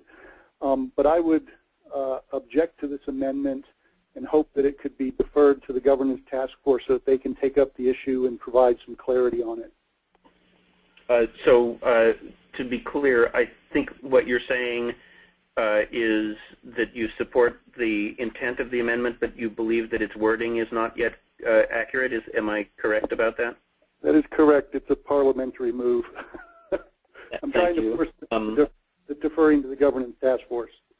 Understood. Bob Caldwell, I believe that you are, so if you're unmuted. Can you hear me, Bob? Yes, I can. Okay. I agree in principle with the idea of removing standards. However, I think if we find 10 years down the road that the standards committees that exist, the SDOs that exist, have not developed standards, then we have nowhere to go. And for that reason, I would say that we should not pass this amendment, that we should merely make it an intent, and I would say then defer this on. We should make it our intent not to become a standards development organization, but we should also not hobble ourselves and say that we can't if that becomes a must. We can say that we will not do it in principle, but if it becomes a practical reality that we must do this, we will have already cut our feet off if we pass this amendment. Thank you, Bob, and I will take that as a formal objection to adopting this amendment via consensus. Thank you very much. I have a number of people in queue. I believe that the order of them is going to be Joni Brennan first, then Jeremy Grant, then Jay Unger, and then Jim Elstey again. Joni, let me see whether you're in an interface that I can unmute. Yes, you are. Joni, go for it. Can you hear me? I can. Can you hear me now? Okay, good. Yeah, it seems that the intent should be that there should not be another standards body as was written originally, and that there's some agreement there. Maybe it does need to be taken to some further discussion, but it should always go toward a traditional standards body rather than create a new type standards body. But maybe we have further to have on this, so I put my hand up before Bob's point. But I do agree that it should not be itself another standards body and that it should create requirements for standards and seek existing organizations to create them. But it should be allowed to create profiles of standards that exist or are created in traditional standards setting organizations or standards bodies. That's all. Thank you. Thank you, Joni. Next, I have Jeremy Grant. Just a minute. I'm searching for him in my interface. Oh, I guess I can't even, can I even mute and unmute Jeremy? Where the heck is Jeremy? I'm unmuted. Oh, can you hear me? Yeah, I can hear you. Go Fantastic. The first question was actually just a point of clarification. It talks about document page number 7, document line number 17, but I think we're actually talking about line 14 in the red line. That may be the case. I actually have enough windows open that I can't easily get to it. Yeah, but it was item number 2, develop and maintain policies. The IDESG shall establish the mechanisms necessary to develop, implement, and maintain standards, policies, and procedures. This was the one we wanted to strike stand. Yeah, I just wanted to reiterate from the perspective of the MPO, just to back up what many others have said.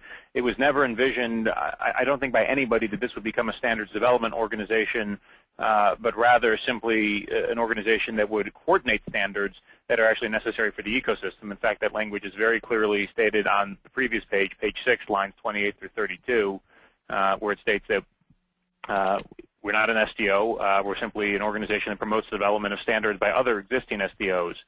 And I thought the language was also pretty clear as well on the paragraph before it in terms of what we actually want to do to help promote and the adoption of standards without doing it ourselves.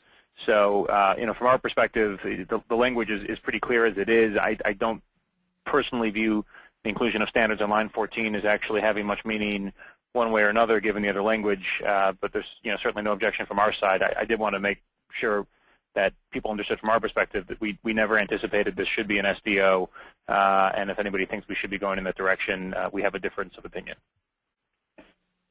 Thank you, Jeremy. Jay, I see your hand, but I'm going to proceed to the next step here, and if we don't get unanimity, I'll call on you again. So the next step in our process is to ask whether there is, and by the way, Jay, I'm going to put your hand down for the purpose of asking this, but you'll be free to raise it again in a minute. Ask whether there is an objection to deferring this amendment to the follow-on governance task force. And if there is an objection, please, will the person objecting please raise your hand or do something noticeable in the chat room. So I have both John and Jay. John, I'm going to put Jay up in front of you since he had his hand up before. Jay. Yeah, so I object to deferring this, and I would like to also raise a question. I object to deferring this because I believe that all the other language in the document explicitly says we are not a standards body, we will not create standards, we will use other SDOs. And I would prefer, in a situation like this, to remand to the governance task force the act of clarifying language that is consistent rather than have language that is inconsistent in the rules of association. Thank you, Jay. John, I'll unmute you for a second. John Bradley. I think adding standards to that line is inconsistent, and I agree that it should be removed now because having it there would raise more concerns about me actually voting for the entire document. Thank you, John. There being a formal objection, could we please, Laura, prepare a poll on deferring Amendment 10? And while we are preparing that poll, don't put it up live, Laura, until I tell you to. I will note that you should be reading the text of the document on the screen here to understand what we're going to be doing. I will also note that we, with this amendment, will have disposed of 12 of the 20 amendments that we have. That leaves us with 8 left to discuss. We have about 2 hours left. If the membership feels that it's appropriate, I would be happy to declare a 10-minute recess to allow people to get a cup of coffee, visit the bathroom, whatever might be necessary at this point, and I will ask for a brief discussion of that when we get done with the poll. So now, without further ado, oh, and Eric also wants to consider Amendment 20 relatively rapidly because he's going to have to leave and it's his amendment. So could we put up the poll for deferring Amendment 10? So those of you online, please indicate your preference on deferring Amendment 10. I see that you are voting. Jay, your hand is up. I'm unmuting you. Yeah, I wanted to ask a question. So, I mean, as I said, I oppose deferring this, not because I don't think this requires further discussion, but I would rather proceed with consistent rules of association and then consider amendments in this area that would, change them some other way. And in general, I also have the question that it doesn't seem to me that the only course of action is to defer amendments to the GTF. Amendments can still be made under these rules of association and proposed by any member of the plenary. That's correct, yes. It is important, as Jay notes, that the follow-on governance task force is not constrained to consider only the items passed down from the first governance task force and the things that we defer here today. It may take up other matters in addition. So, looking at the popcorn protocol here, I'm not seeing a lot more votes coming in. Oh, now all I have to do is say that and you all vote. So I'm not seeing a lot more votes coming in. There we go. See, it's like magic. Keep those cards and letters coming, folks.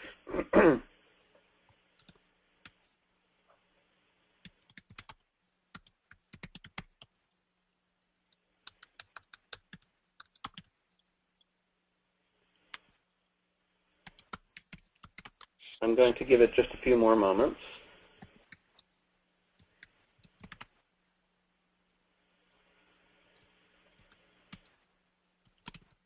Okay, given that that votes have stopped arriving, I'm going to ask you, Laura, to close the poll at this point. The amendment has not been deferred, so our procedure now is to move to, if we could put the slide back up again, to move to a discussion of and consideration of adopting the amendment.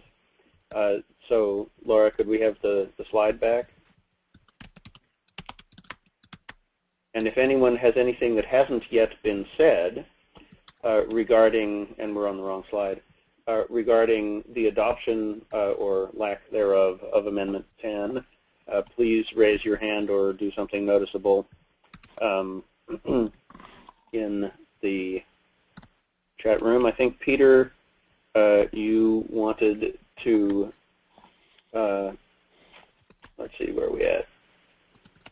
Peter Brown, why is this not working? There you go. Peter, you wanted to say something. You're unmuted, by the way. Thanks, Bob. Yeah, thank you. No, it's just to be consistent with the spirit of this. Is just that at line 1, the title section 1 currently says adopt and establish standards. If we're going to go along with the same line about changing the amending it at line 14, I think it is. It's just a question of amending that title to be consistent as well. I propose the wording promote and adopt standards. Thank you. Thank you, Peter. By the way, Laura, we're on the wrong slide. We're on Amendment 11, and we're actually considering Amendment 10 at the current time. Thank you. So now, let's see, Steve Mednick would like to say something. Just a moment, if I can find him. Oh, well, Steve, I think I'm you're here. already. Can you hear me? Yes. We can hear Okay. Peter actually brought up one of the points I was going to bring up because that was entirely inconsistent. I just want some clarity. Is the word standard that we want to delete in paragraph 2, paragraph 1 that Peter just referred to is the adopt and establish standards, which will now be promote and adopt if everybody's agreeable to Peter's suggestion. Are we in the next paragraph, develop and maintain, and the word standards in that line is the word that is coming out? I just need some assistance because the amendment was not as clear as it could have been. Yeah. So develop. So the word standards in the line that reads develop, implement, and maintain policies, standards, etc. is the one. So delete standards before policies. Correct. Okay. Very good. Thank you. And by the way, the reason, ladies and gentlemen of the plenary, that you're hearing Steve's voice is because since he has some legal training, we have chosen to rely on him as the person who will implement the specific language of the change into the document as it goes out tomorrow. Could we bring up the poll regarding should Amendment 10 be adopted? Laura.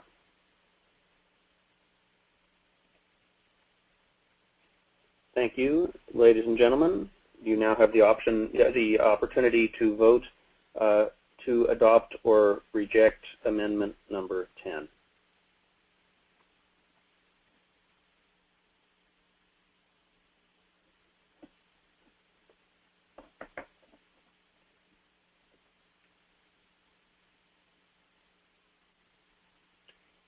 While we're doing that, if at the conclusion of this vote you would like to have a 10-minute bio break, please raise your hand in the GoToWebinar interface.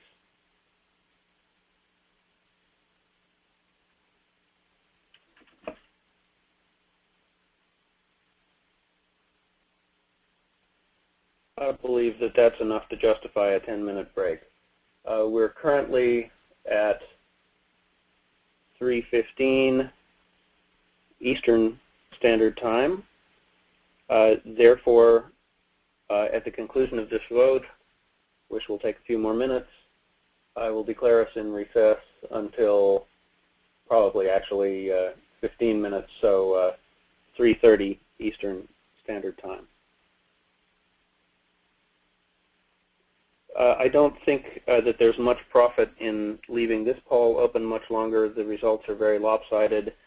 Therefore, Laura, I'm going to ask you to declare the poll closed, and Amendment 10 has been adopted. Steve, if you would record that as something that needs to be implemented via wording. Those of you who raised your hands for the bio break, please lower your hands now.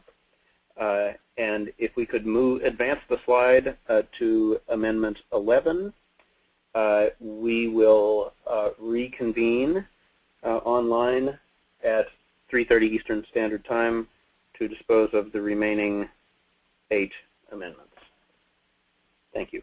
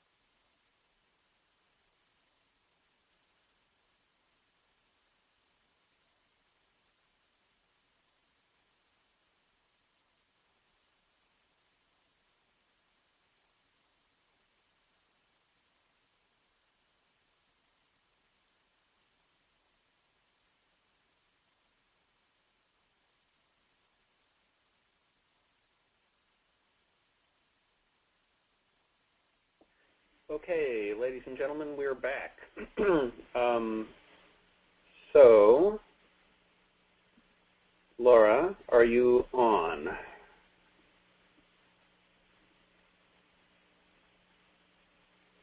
Apparently you are. If we could now, ladies and gentlemen, proceed to amendment number 11. Text of amendment number 11 is on the screen. Dave Kearns, I'm unmuting you, and if you would explain this amendment to us. Okay, Bob. This adds a duty to the chairman of the Management Council. I noticed during the time from Chicago until now that those of us not on the Management Council got very little information about the deliberations that were going on there and the things that were happening. And I think this simply adds a requirement that the chair of the Management Council notify the membership periodically in any way that's allowed of what's going on and what the decisions are, so that we can have transparency of what the Management Council is doing. Thank you, Dave. Daza or Eric, I'm going to unmute Daza for the purpose of giving us any response or rationale for the existing text.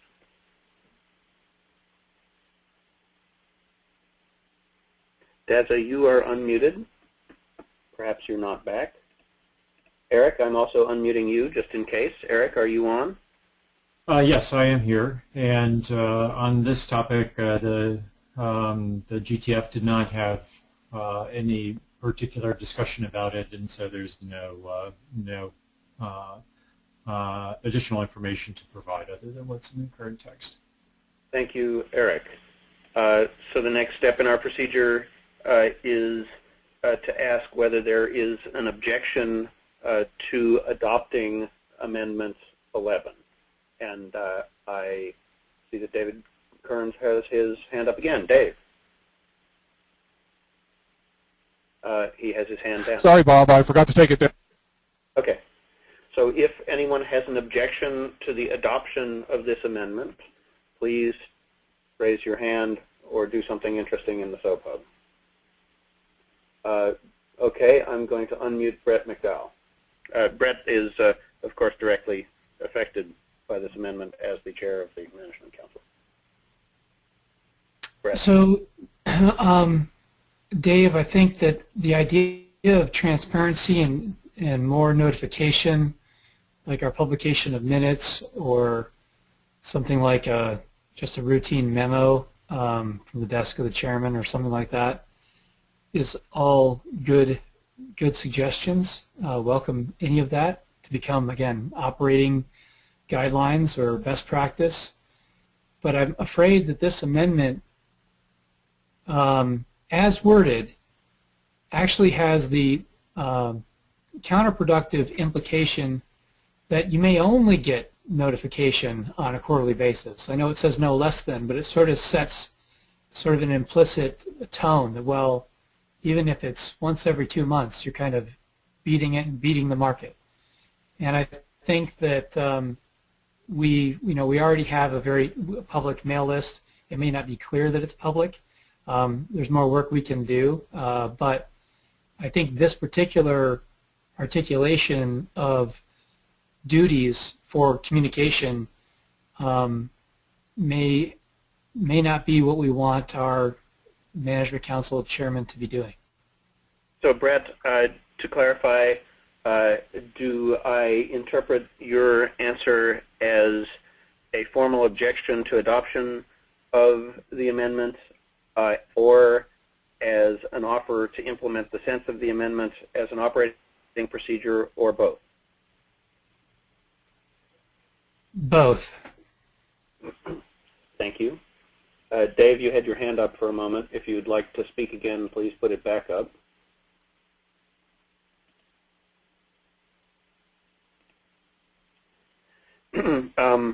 So there is an objection to adoption of the amendment. Peter Brown has his hand up. Peter, you have to unmute yourself because you're unmuted from my end. Go ahead. Thank you.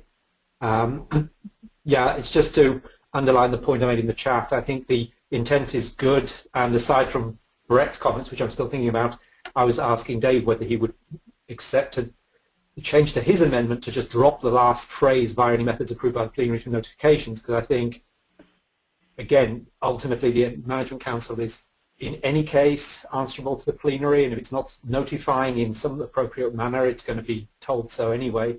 So I think we should, if we're going to state anything, state what we want, and the question of how it's done shouldn't be in the wording.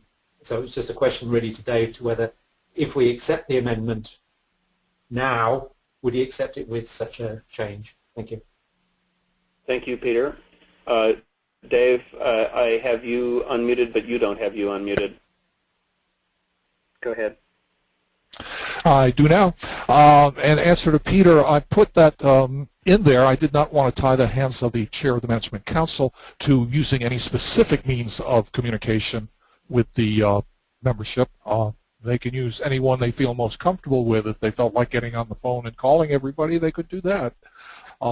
And to Brett, I don't think that by saying no less than quarterly, it implies that it should only be quarterly. I simply put that in there so that you couldn't decide to do it annually. Thank you.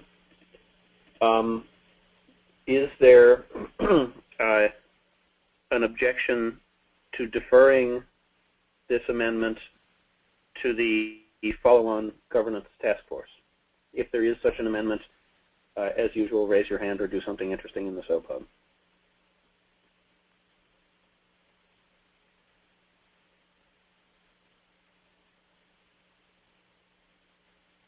I see no objection. If the Secretariat will note that this is deferred to the follow-on governance task force, let's move to Amendment 12. Next slide, please. Once again, Dave Kearns. Dave, if you'll raise your hand, I will unmute you. Proceed. Yes, this language goes back to the interim laws when we had a nomination standing committee whose job it was to handle nomination, evaluation, and qualification of candidates for elections. But in Section 3.4, we elaborate this new method of handling nominations for offices. So I think this is very confusing and probably was just overlooked from removing when the rules of association were drawn up. So I'm suggesting we take it out now so that there's no conflict. Thank you, Dave. Daza, I'm going to unmute you for the purpose of agreeing or disagreeing with Dave about whether this is something that's a hangover from the previous rules and should have been removed to begin with. You know, it's I mean, generally, I wouldn't feel comfortable saying, you know, should or shouldn't. I mean, we don't really have a mandate to be, you know, from the governance task force to make a judgment call. But you know, it certainly appears to have been an oversight. I think that would be very safe to say. Thank you. Eric, is there anything that you would like to add to that? I'll unmute you in case. No, not from the GTF perspective. Thank you. So the next step in our procedure is to ask whether there is an objection to adopting Amendment 12.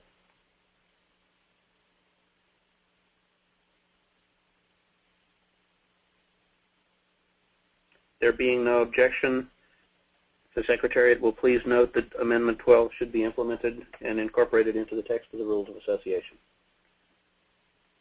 With that, we'll move on to Amendment 13. Next slide, please.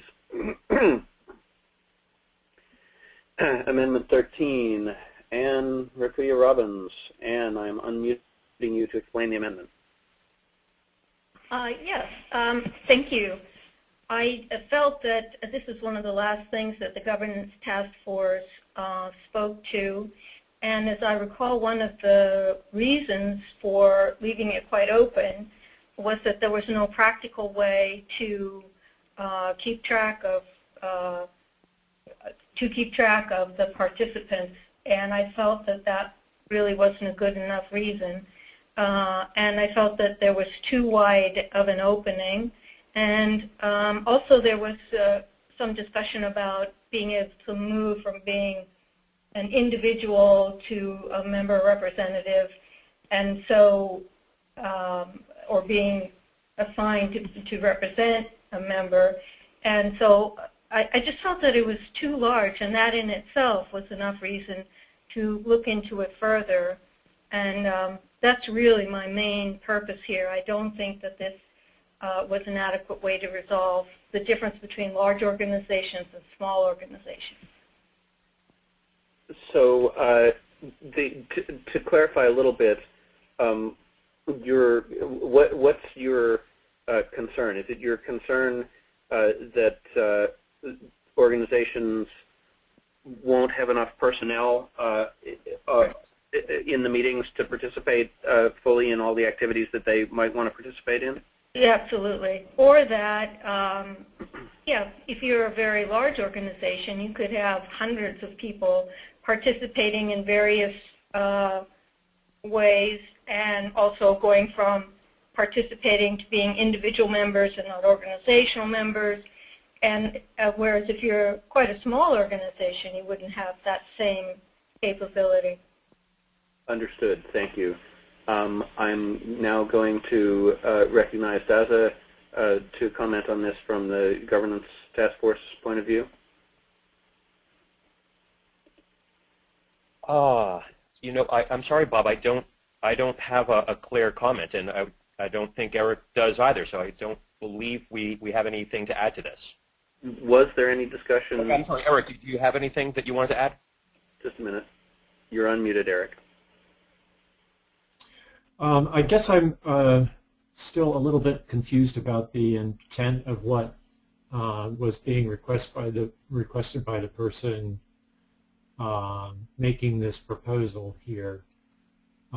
We did in the Governance Task Force specifically constrain people who are individual members and have individual memberships from not being able to obtain those memberships if they're acting on behalf of some other member. But with respect to organizations that can designate alternates, we didn't put a boundary on the number of alternates that could be designated because it didn't seem like it was going to be, well, it wasn't really specifically raised as an issue to us as far as I can recall. So my understanding of Ann's rationale here is that, you know, my organization, Citigroup, could conceivably send enough people as alternate members that we could participate in every single group that's meeting and every discussion that's going on, whereas a smaller organization wouldn't have that capability. But I will unmute Ann to see whether that is indeed her rationale. Thank you. No, that's exactly right. And because this is a consensus-driven organization, that adds an additional complexity in that if you have, you know, 100 voices or 500 voices participating, that's a much louder voice than if you have, you know, 3 or 5. And not having any limits on it makes it potentially very unwieldy. And I think because this whole activity is about governance, a key challenge to governance is how do you balance, you know, different stakeholders' power positions. And I think this speaks directly to that. Thank you. And Jim Elstey, I'll recognize you to speak, and then I will ask whether there's an objection to adopting the amendment. Jim, you're on the line. Thank you, Bob. I just wanted to ask for a clarification between the designation of alternate member representatives versus member associates. In my capacity, I serve as the alternate member representative for the state of Nevada and have the proxy of our member representative for votes, but we also have member associates who are able to participate but do not carry that proxy. So I'd just like to make sure we're talking about alternate member representatives versus member associates.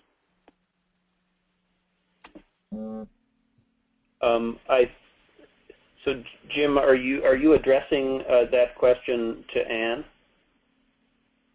to Ann or perhaps Daza or Eric. I'll ask Ann to reply. And then I've got two more people in line, but I do want to move to asking for objections. Ann, do you have a response? Yes, I also offered an additional amendment about the associates. So this is about the alternate for representatives of the members. Thank you. Jay Unger, recognizing you now. So, excuse me. So, I mean, I think in the consent, with response to what Ann said about consensus, there's really almost no mechanism that would suffice to prevent an organization from sending many attendees to a meeting and overwhelming the consensus process, other than perhaps the judgment of the chair, because essentially the dictates that we have from the NPO require these to be open meetings, and there are some conflicts there with the rules of association that are going to have to be worked out. But, in a consensus meeting, there could be dozens of people there from lots of organizations, and so it's really difficult to write rules of association that would protect against this in any case. Thank you, Jay. So we do have a time constraint here. I had forgotten, actually, that we need to get to Amendment 20 because its proposer will be dropping off within the next 15 minutes. So I'm going to ask whether there is an objection to adopting Amendment 13. If there is, as usual, raise your hand in the GoToWebinar or do something interesting on the SubHub.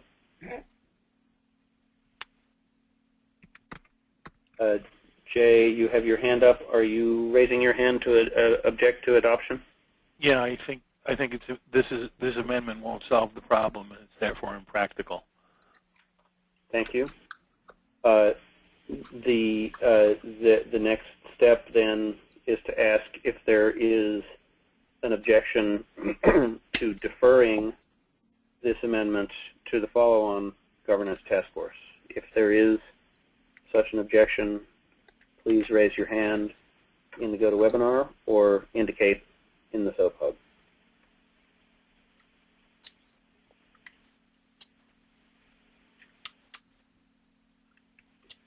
Seeing no objection, the Secretariat will note that Amendment 13 has been deferred to the follow-on task force. Laura, if I could ask you to go to the slide representing Amendment 20.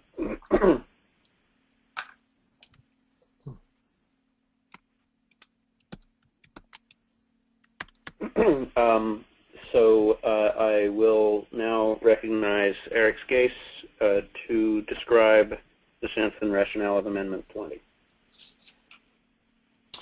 Thank you, Bob. Amendment 20 is being offered because it's the understanding of my employer that the interpretation of the rules as drafted would allow one organization, the U.S. federal government, to have multiple voting memberships. We note that many organizations play multiple roles in the identity ecosystem and have a variety of interests in there, and as does the U.S. federal government. And we wanted to make sure that all organizations, regardless of their nature, have the same weight in consideration of the activities of the IDESG and its subcommittees. So we have proposed this clarification. We're also recommending that this subject not be deferred to the follow-on governance task force in as much as it was discussed in the task force and there was not a unanimity of view there, and we feel that it is now time to take a decision one way or another, and that the decision would be most appropriately taken here. So let me ask you a clarifying question about this. Many different organizations have, I guess what I would say is a complicated nesting structure. So is it your understanding that under the current rules, for example, EMC and RSA would be prohibited from having separate memberships, and that's the parallel that you're drawing to, for example, the federal government? Yes, that's correct. And is there an effective procedure for determining what is considered to be a containment relationship and what is not considered to be a containment relationship? Well, the definition in the glossary attempts to describe that, and if there's an ambiguous case that the Secretariat doesn't treat to the full satisfaction of some of the members of the steering group, they could use the complaint procedure to try and get it resolved. But we generally, it was our understanding that the glossary is pretty clear about, as you put it, containment or subsidiary relationships. And we just wanted every organization and every government to be treated in the same way. Thank you. I have 2 questions in queue. I have 3 questions in queue. The first one is from Jeremy Grant. Jeremy, I can't figure out, oh wait, yes I can. There you are. I'll unmute you first, and then John and Peter, I've got you in the queue. Sure. From my perspective, Bob, I'd ask that, well, I guess we haven't, even gotten to, the question of do we defer or vote on it, but I'd ask, first and foremost that we look to defer this back to the committee, and then, if not, vote to defeat it. I find it a little irregular that, as was noted, the committee did discuss this. Language came out of it that specifically, recommended that the U.S. government or other governments not be limited to a single vote, but rather, that every agency as an entity, as a distinct and legal entity, authorized in many cases by, most cases by different laws, would in fact have a vote just as every distinct company would.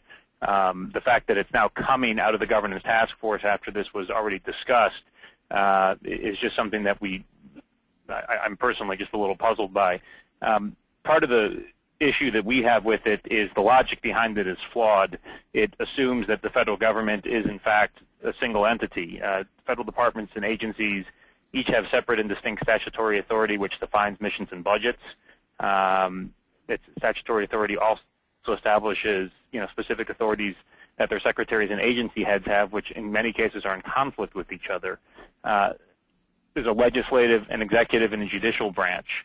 This amendment, if it was adopted, would somehow require the federal government to speak for the legislative branch or the judicial branch and the executive branch simultaneously. That would be impossible. It also flies in the face of the way a lot of commonly run standards organizations, say like Insights work, where government is in fact recognized as being a diverse organization where you do have different entities that aren't always in fact controlled by the same controlling body. So for example, in Insights, every different cabinet agency has a different vote, and then in fact the Department of Defense within Insights has 4 votes, one for the Army, one for the Navy, one for the Air Force, and one for other entities. I can go on about this, but there's just a number of things about this that, from our perspective, we see as being both flawed in concept and would be actually impossible to execute. But rather than spend a lot of time going on about it, I'd simply ask first and foremost that we look to defer this back to the governance task force for them to determine whether there really is something that needs to be re-ruled upon, given that the previous efforts of the task force produced the document that we have today. Thank you, Jeremy. I'll just note for the membership that I don't consider it procedurally irregular for this amendment to have been lodged in a consensus organization. Having been a participant in a discussion does not invalidate your right to bring up an objection as an individual at a later time. John Bickham, you speak next, please. Yes, thank you. I think there are 2 countervailing forces here at work, and we should be thinking about those 2 forces. One of them is that the government has a unique role in representing interests that the marketplace perhaps would be disinclined to represent. Privacy is the most important example of that, but it's not the only example. So that would suggest the government, to use an Orwellian phrase, you know, we're all equal, but the government might be a little bit more equal than the rest of us. The countervailing argument is that the government has many interests, many competing priorities, but so too does any large corporate body. My own employer, for example, is an identity provider, a relying party. You know, we probably play every single role, and it's almost an impossible task, in casting a single vote that represents an organization as geographically and otherwise diverse as Microsoft.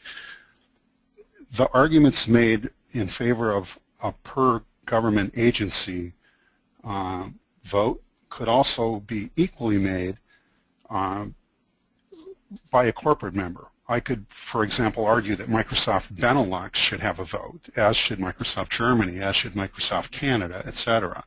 Obviously, that's silly. We don't want that. And I think that the original governance documents made it quite clear that the government was a single entity, and I think moving away from that risks something that's very important, and that is the risk is that this will be viewed to be both a government-convened and a government-led effort. Just as failing to pay attention to privacy would doom the success of NSTIC, so too would the perception that the government has the reins and the government is running this thing, and that the private sector is just along for gilding or gloss. And given those two choices, I think the right thing to do is to treat the government like every other entity. They get one vote, and let's ensure that those of us have the government's back when the government is attempting to speak for interests such as privacy that wouldn't otherwise be automatically taken care of by the private sector. Thank you.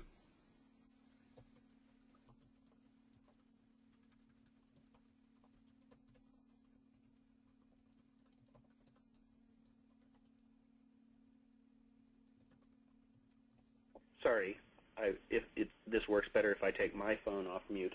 There are a number of other hands up in the GoToWebinar.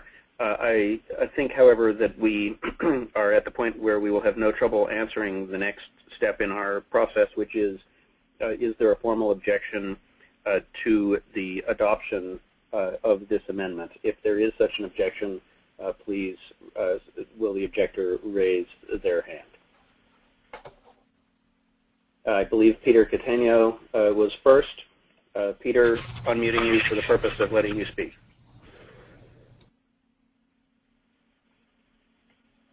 Peter, okay, am I, yeah, yes. I think I'm live here. I think this is simply something that is a balancing issue, and I think on the corporate side there may actually be a good reason to have related companies with cross-ownership that have different opinions, represent different constituencies available. I understand the concern that if the balance gets out of whack, that might be a problem. But at this moment, I think the biggest problem is we need to get active participation from a larger number of groups that represent relying parties, that represent as many different voices as possible. And I think this might be a good topic. I'd not only suggest deferring it for later consideration, but I'd even there suggest tabling it for about a year, and let's get as many people participating as possible and then come back and see if there's a problem. So to be clear procedurally, are you raising a formal objection to the adoption of Yes, I am objecting to the adoption of this amendment as written. Thank you. Now, there's a number of people who have their hands up. I want to go to the next question because it may not be necessary to have extensive discussion depending on what we learn. But I believe Steve Mednick has something to say, and it may be something along the lines of how the organization thinks it can be governed. Steve, do you want to speak for a minute? Have I got you unmuted, Steve? Just a minute. I don't have you unmuted. Steve, did you want to say something? No, I didn't have my hand up. Okay, thank thanks. you. Nope. So I guess what I'd like to do next, so what I'm going to do is I'm going to put all of the hands that are up right now down, and I'm going to ask all of you who have your hands up if to re-raise your hand if you have something to say that you would like to say before I ask whether there is consensus for deferring the item. So I'll wait for a minute to see if anyone puts their hand back up. Okay, so the question then on the table is there an objection to deferring this amendment to the follow-on governance task force? Please put your hand up or note in the SOPUB if you object to deferring consideration of this item to the follow-on governance task force.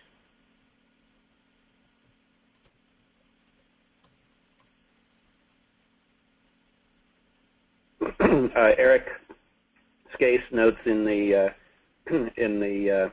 SOPUB that he objects to deferring. So I'll allow people to raise their hands again for a discussion before we go to a poll on whether or not to adopt the amendment. Jay, you were first. Unmuting you now. Yeah, as John said, this is a slippery slope. And I actually, in a document that I sent to somebody, I don't even remember, I think I sent it both to Bob and Steve, my suggestion is that you have to, in order to make this workable, you have to establish some criteria from, between a single vote and every conceivable organization within government can vote separately, and then make exceptions to that, something to be ruled on, potentially by the Management Council and approved by the plenary. Otherwise, if you go in one direction or the other, you're going to get in trouble very, very quickly. So I suggest that this is something that needs some amount of study to achieve the appropriate balance. Thank you, Jay. Next was Dave Kearns. I will unmute Dave Kearns for the purpose of speaking. Thank you, Bob. I'll have to say I agree with Jay. I am in general agreement with the sentiment behind the amendment that we should not allow very large organizations, especially very large diverse organizations, to overwhelm the IDESG. On the other hand, limiting a government body to a single representative does not strike me as the best way to go, and I think we really should defer this not only to the ongoing GTF, but also to what they called tiger teams in the existing GTF for some intensive study of the best way to both limit the number of members that any entity can have, while at the same time opening it up to the widest possible participation. So what I'm suggesting is we need to vote for deferral. Thank you, Dave. It's unfortunately too late to vote for deferral. The next vote that we take in our procedure is a vote to adopt or reject, but I will note that rejecting the amendment does not enjoin people from raising the issue again as an amendment after the rules are adopted in the new organization. Dave Temashok, I'm unmuting you. That was exciting. Yeah, I would just like to clarify that the proposal was that federal departments and independent agencies be regarded as separate members. So there's a limit on the government agencies. Dave, your line has bad feedback. You're either going to have to do something to your computer microphone or mute your telephone.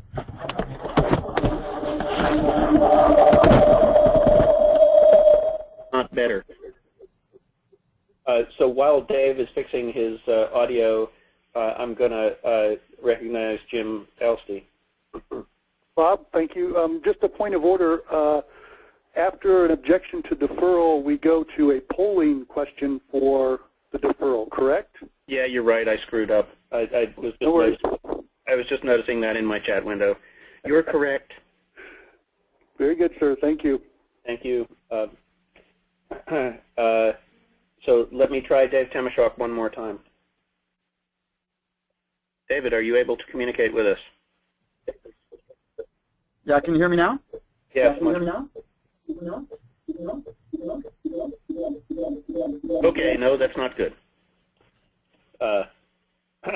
Perhaps, Dave, it would be a good idea to type something into the SOAP hub. You appear to have a bad audio echo. Jeremy, I think you wanted to say one more thing, and then I will go to Jay, and then I will take the poll. So wait, let me find you, Jeremy. Dadgummit, there we go. Okay, Jeremy, you're on. I actually didn't have a whole. If we're going to simply go to a vote for deferral, I'm largely comfortable letting things go forward without addressing a bunch of other issues. One I did feel compelled to address, and while John's been a good friend in many ways, I feel the suggestion that anybody would make that the government has somehow set this up as an organization that we are intending to be pulling the strings on from behind the scenes or somehow controlling through some other sort of shadowy means is, when you examine the record and the facts of how this organization has been established, it's a rather absurd suggestion. This has been set up as a .org. We have funded it, but actually established no special voting powers for ourselves, no control. The sole position that is anything that is special that has been granted to the government has been putting the head of the National Program Office, which in this case is me, in a position as a non-voting vice chair of the Management Council, but our rights in the plenary are the same as everybody else's who's on this call and participating, and the Management Council we're limited to a role where we basically sit at the table and can talk but don't actually have a vote. You know, if there was really an interest for the government to control this, frankly, there's ways we could have set it up to do so. There's a reason that the NSTIC you know, was written in a way to have this be led by the private sector. There's a reason that the National Program Office has taken great pains to ensure be led by the private sector, and it is something that I felt needed to be rebutted because, you know, there is not a if there is a concern somehow that our office or some other aspect of the government is actually trying to be controlling this, I'd love folks to reach out to me offline and have that conversation. It's been something that's been very should be very apparent to anybody who's been participating. I noticed Dave Kearns just wrote the intents to preserve the appearance that the IDESG is not a government entity. I don't know that there's an appearance. It's an organization that is established as a .org. There is nothing about the federal government that controls any aspect of it other than we oversee the spending of the Secretariat to make sure that they are actually keeping in line with what they propose they would do and that they're not wasting money on different things. And you know, and I don't know what more to say on it. I think we're about to have a vote for deferral right now. I'd ask that if this is deferred to the governance task force, you know, it gives folks more time to have this conversation in a forum outside of this webinar if people think it really needs to be considered going forward. So appreciate it. On that point, we have approximately 50 minutes left, and we have we still have 5 items that are open. So I would like, in fact, at this point, Laura, to proceed to the poll on whether or not we should defer Amendment 20 to the follow-on committee. Can we have that poll, please? While we are polling, I'm unmuting John Bickham. John, would you like to say something? Yeah, I just wanted to point out that I wasn't suggesting that I personally believe that the NPO or anyone in the U.S. government was trying to stack the deck and maintain control. And if anyone, especially Jeremy Grant, viewed my remarks as that, I apologize for not being more clear. What I was intending to suggest is that there was considerable discussion among the Tiger team that we risked the appearance that the U.S. government was attempting to, the phrase that we kept hearing was stack the deck by having more than one vote. So I personally am not concerned about the government's behavior. I'm more concerned with the optics issue. Thank you. Thank you, John. Thanks for that clarification. I believe Bob Caldwell would like to speak, or Bob, did you already indicate your preference? I'm trying to find you in my list here. Laura, can you unmute Bob Caldwell? Unmuted. Bob, you should be unmuted now. Thank you very much. I just have 2 points to make very quickly. One is that on the previous amendment, when we were discussing doing the basically same thing to commercial entities, we decided to defer it. And I think that's a good reason to defer this. But secondly, I think the worry about the view of the government running this, if we look at this historically, NASA put a man on the moon, and everybody knows that McDonnell Douglas did it. And the government did remain in control of that, still are in control of all the documents and everything from that. And yet we know that it was commercial entities that actually did the work.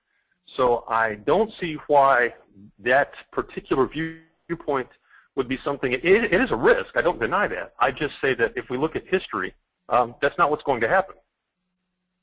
Thank you very much, Bob. I don't think there is any doubt on the outcome of the poll. So, Laura, I'm going to ask you to close the poll, and we'll note that this item has been deferred to the follow-on task force per the poll. Eric, thanks for staying on to the conclusion of this. So now if we could move on to item number 14.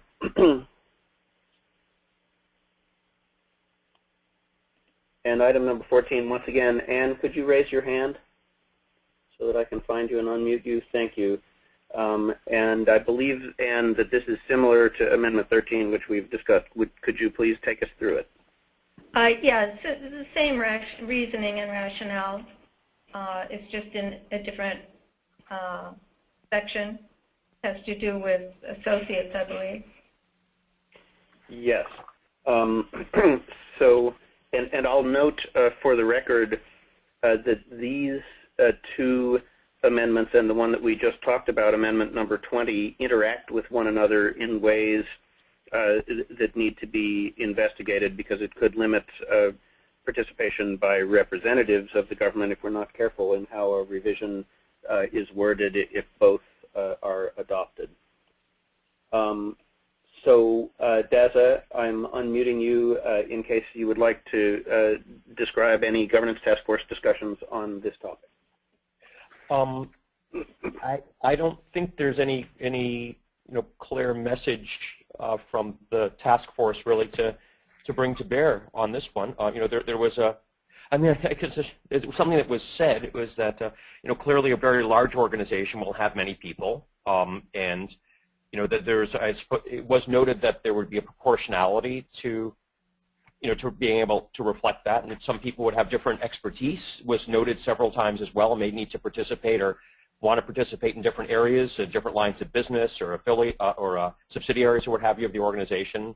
And most of the action was around the limitation to one vote. But I don't know what more we could say. I think the amendment here speaks for itself and should be voted on its own merits. Thank you. So with that, I'm going to ask if there is an objection to adoption of this amendment. If there is an objection, I recognize Jim Elstey. Thank you, Bob.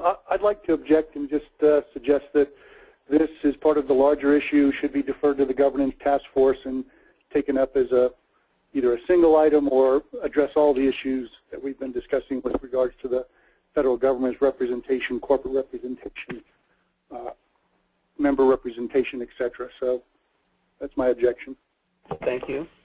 There being an objection, I'll move to the next step, which is to ask whether there is any objection to deferring Amendment 14 to the follow-on task force.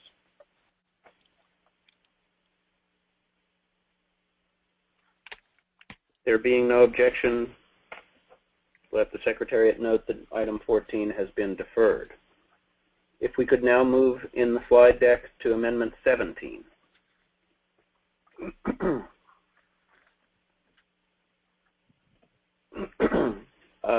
There we go. Laura, if you can unmute Bob Caldwell for the purpose of describing this amendment. Unmuted. Go. Can you hear me? Yes. Okay, great.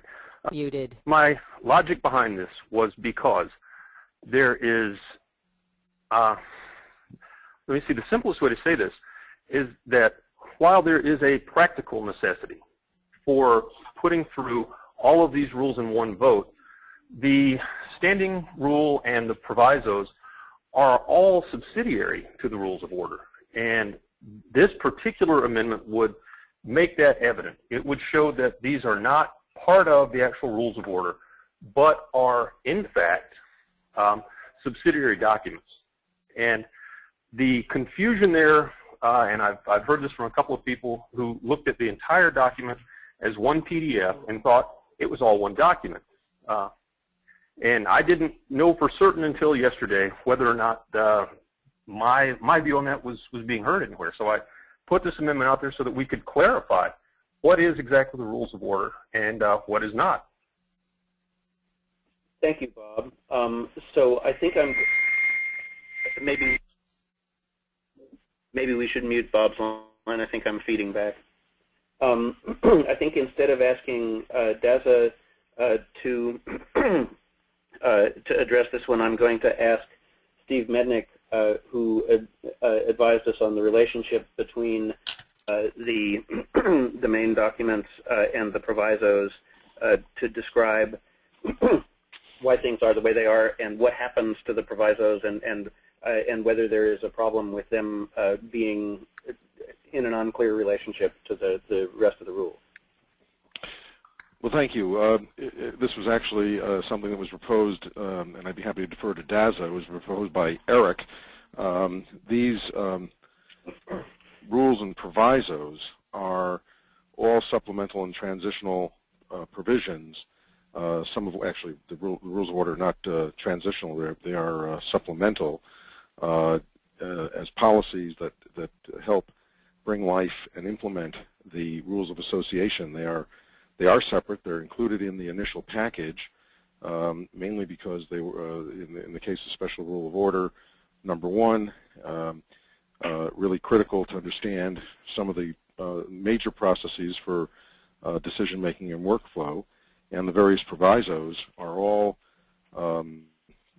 quite involved in immediate transitional policies that need to take place, but they are separate, entirely separate documents. They are not to approve additional ones. They would be approved separately from any amendment to the rules of association, so they were not intended to be part of the document. They are just being presented for initial approval to expedite the approval of the initial governing documents for this organization. And Steve, and they're consistent with Robert's rules. That was what I was going to ask Steve. Yeah. Is it your interpretation that the way that these things are named as special rules of order and what have you make it clear to people who have who studied parliamentary procedure that they are in fact separate from and precedent to the and subsidiary to subsidiary, the yeah, absolutely. So your assertion is that the sense of this amendment has already been implemented, but that it's just not explicit. It's implicit in the naming of the things. I think it's clear in the naming of the thing. If you read Robert's rules, I believe that was the intent of the sponsors, and my review of those provisions as they were being considered are consistent with the intent of the sponsor. I don't want to speak for the sponsor. Eric was the principal sponsor of this, but they are clearly separate and subsidiary or subordinate to the rules. So Eric, if you're still on the line, I'm unmuting you for any comment that you might want to make. I think he left. I believe he may have. Daza, are you still on the line, and do you want to comment on this? Yes. I mean, this was very deliberate, and perhaps we should have been more explicit in the webinar and tutorial materials. But in Section 9 of the Rules of Association, it's stated that Robert's Rules of Order is the applicable underlying parliamentary authority. And if you read through Robert's Rules of Order, there are well-defined scopes and orders of precedence for provisos and the rules of order, and we've tracked to those, including tracking to the language for them in the 11th edition, which is the current one. And it's deliberate how we did this and why it's presented as a package. It stands together as a package, we think, in a way that's very advisable and appropriate. Bob Caldwell, Laura, if you could unmute Bob again to see if he would like to respond to anything that was just said. Am I on now? You are. I am in complete agreement with everything that is being said in principle. I also know that in Robert's Rules of Order, if you amend an amendment, you vote on the amendment to the amendment first and then the amendment second. If these are not part of the actual Rules of Order, they should not be voted on with the Rules of Order. And in order to expedite this process, I understand that we can have one vote and include them all. That is why I propose this amendment to clarify that one vote included those subsidiary parts. So thank you, Bob. And I agree with everything that you just said about Robert's Rules of Order. I think we may be in a slightly different case because what we're doing, in fact, is not amending the previous bylaws. We are actually voting to adopt a new set of rules based on a majority vote, which is a subtlety of the procedure that we performed in Chicago. So the order of amendments I think isn't the applicable rule here. But I should say to the plenary in general that Bob and I had a cup of coffee yesterday and went through and discussed this, and we are in a slightly irregular situation because the original rules had some inconsistencies and lapses of logic that make it not always clear what rule to apply. So I think Bob's concern is well taken. I think that it is procedurally valid to take a single vote rather than a vote on an amendment to an amendment followed by a vote on an amendment, because the rules that will be presented in the electronic ballot tomorrow are technically not an amendment for odd reasons. I also think it's an important point that the rules are superior to everything and that the special rules of order and what have you are subsidiary to those. So I'm going to recognize Anne to speak here, and then I'm going to ask if there are objections to adoption of the amendment. Anne. Yes, could you just speak, or someone speak a little bit to what are the implications of accepting Amendment 17 for the process we've been going through today? Does it affect it in any way? So I don't believe, if I'm interpreting your question correctly, I don't believe that Amendment 17 affects the vote that we would have tomorrow. I believe that it would affect how we would vote on changes either to the special rules of order or to the rules in the future. But I think that given what Steve has said, my sense is that that effect would mainly be to clarify the rules that were already intended rather than to change what we would do. Okay, so for example, we had an ongoing governance task or working group task force. It wouldn't change that in any way, right? My sense is that it would not change that in any way. Okay. I will, I'll leave it to Bob and to Steve to give their thoughts on this. Bob, how about you go first? It would not change anything that's in existence. It would merely clarify that we're taking a vote tomorrow for expedience purposes that we need to take, but that we're not voting on one document. We're actually voting on a document and four or five subsidiary documents. And it just clarifies that status so that there is not later a long argument about what's explicit. This makes it explicit. Thank you. Steve, would you like to say anything? I have nothing further to add. I think it's pretty explicit under Robert's rules, so I don't think that I think we'd have to study the language a lot more in Amendment 17. I think it's pretty explicit under Robert's rules. Thank you. Okay, so I'm going to ask whether there is an objection to adoption of Amendment 17. And as usual, raise your hand in the GoToWebinar or say something in the SOPUB if you intend to object.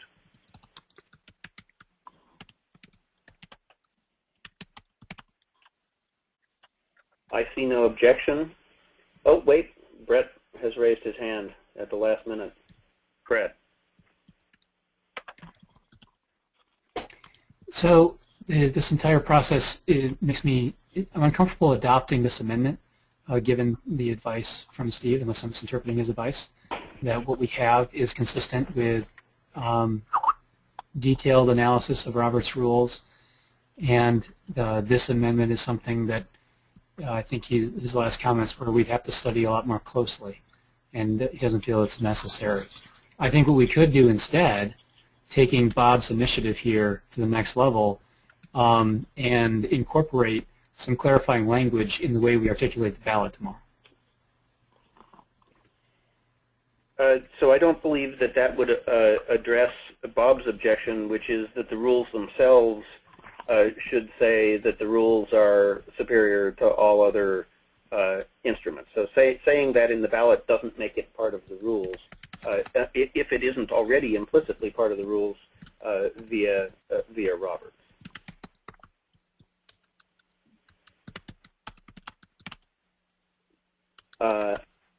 So there being an objection, however, Laura, could we bring up the poll on, oh wait, sorry, I have to do the process, right?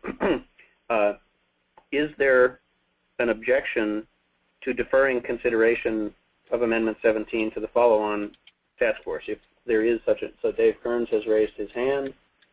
Dave Kearns, unmute yourself and speak. If we approve the rules of association tomorrow, then deferring this is moot because, well, we've already approved it. So no reason whatsoever to defer. As I explained earlier, I don't think it's moot. I don't think that this rule refers to actions that we take tomorrow. I think it refers to the structure of authority of the document going forward in future votes. So I disagree that this document is a dead letter if we vote to adopt tomorrow.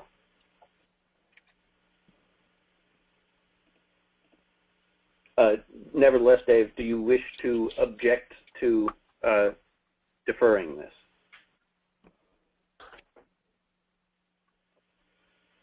Apparently not. I object. Is that Bob? No, this is Dave. Oh, Dave, yes. Okay. Thank you, Dave. Okay, so we have an objection. So, Laura, if we could put up the poll on whether Amendment 17 should be deferred, please. And if you could now please vote.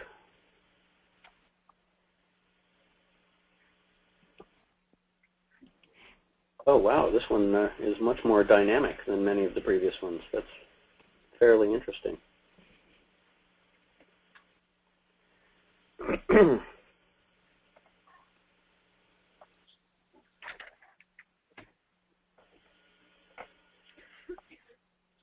So we're at a pretty high percentage of voting, and the results seem unambiguous. So Laura, let's close the poll, and the results note to the Secretariat is that Amendment 17 has been deferred. If we can therefore replace the poll screen with the screen depicting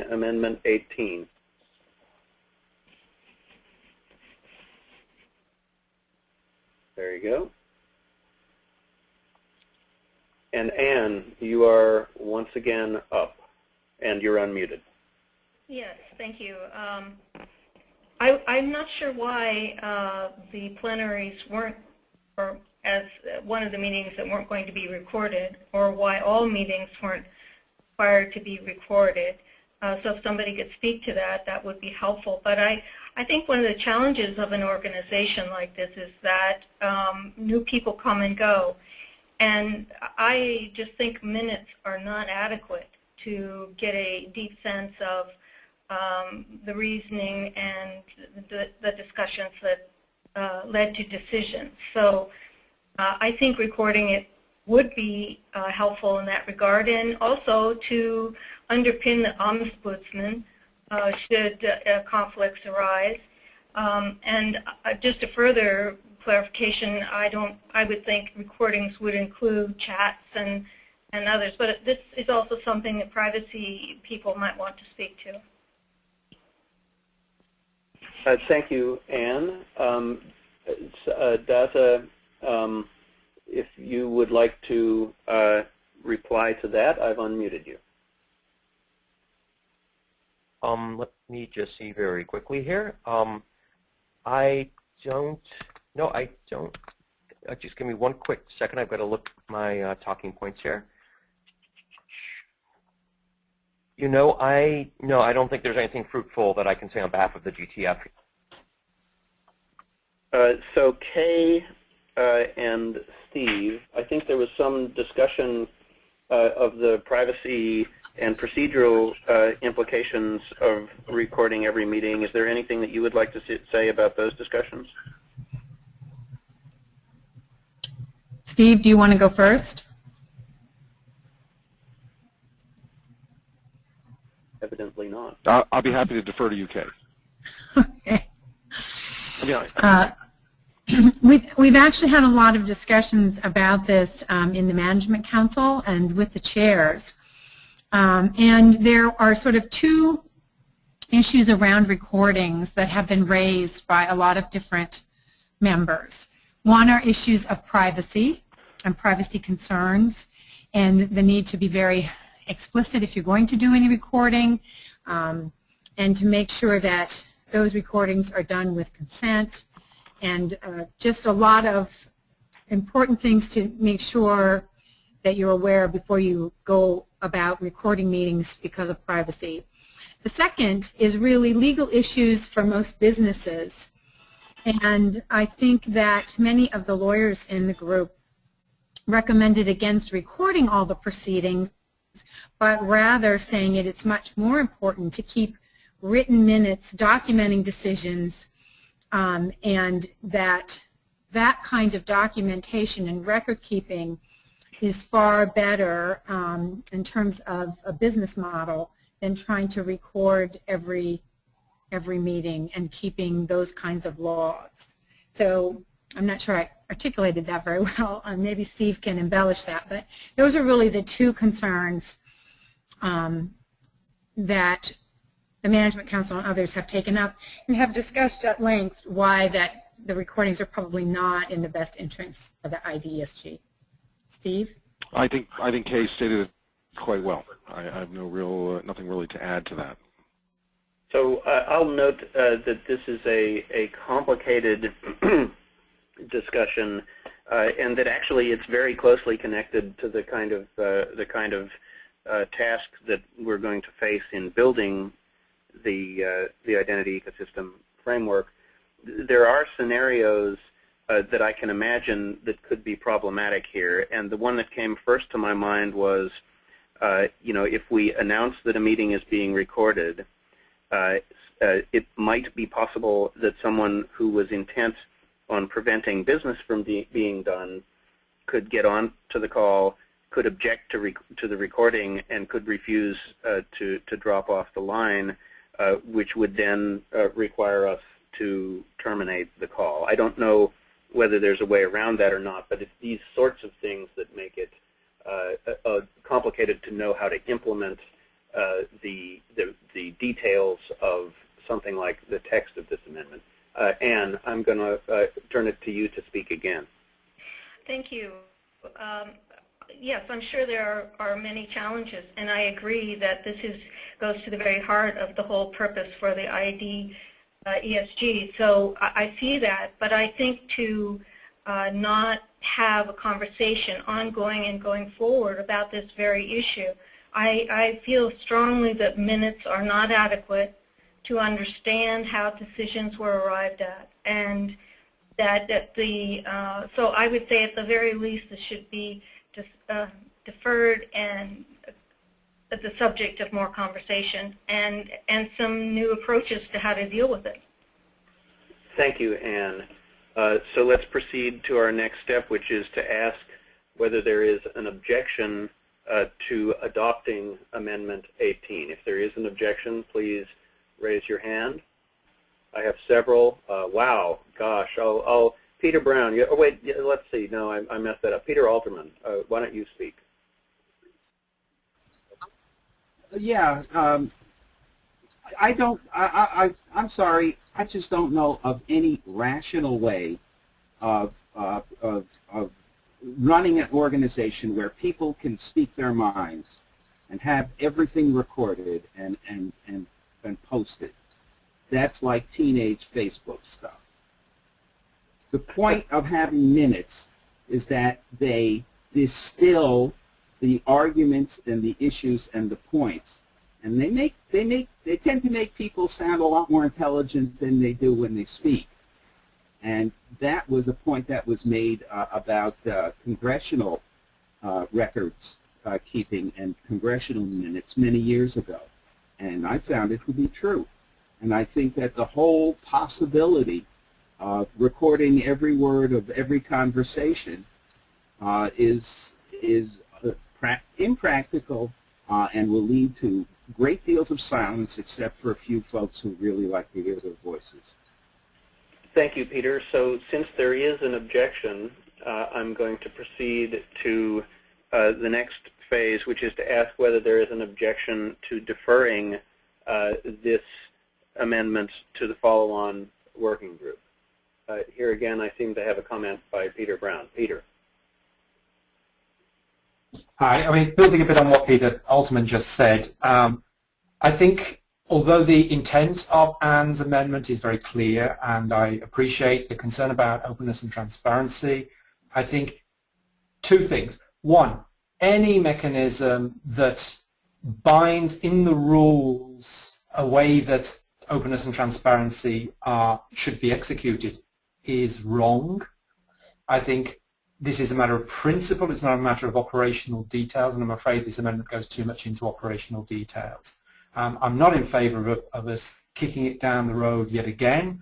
I think it's very clear that, in my mind, that we should have a vote now. We should vote it down. But the issues about privacy, transparency, recording, or whatever are operational concerns which the Management Council is already looking at. And I don't think it requires any further debate today or down the road for an amendment to the Rules of Association. So I'm objecting to deferral, so I'd like to vote it down now. Thank you, Peter. I think that's pretty clear. So what I would like to do is I would like, well, first we have someone who hasn't spoken. So Abdul Kader Barber, I don't have an icon which tells me that I can unmute you. Maybe you could try speaking and see whether we can hear you. I think Abdul Kader, you may not have dialed into the audio version of the conference room, but I will note that you agreed with Peter Brown in the SOAP Hub. So I would like at this point to put up the poll regarding whether we should defer Amendment 18. Can we move to that poll? So if you can vote.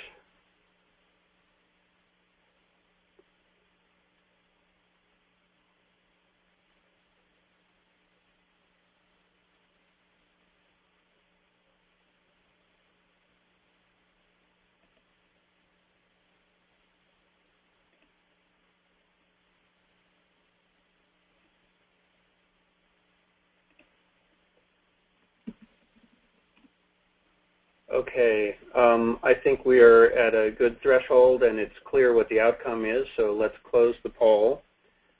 We will not be deferring the amendment. That means that we will be proceeding to a vote on whether to adopt it. There's been a number of opinions expressed against adoption, so I'd like to ask if there is anyone who would like to speak in favor of the amendment. Please raise your hand. And Anne, if you would like to have a word before we proceed to a vote, I'll recognize you if you'll raise your hand. Yes. Thank you, Anne. You're on.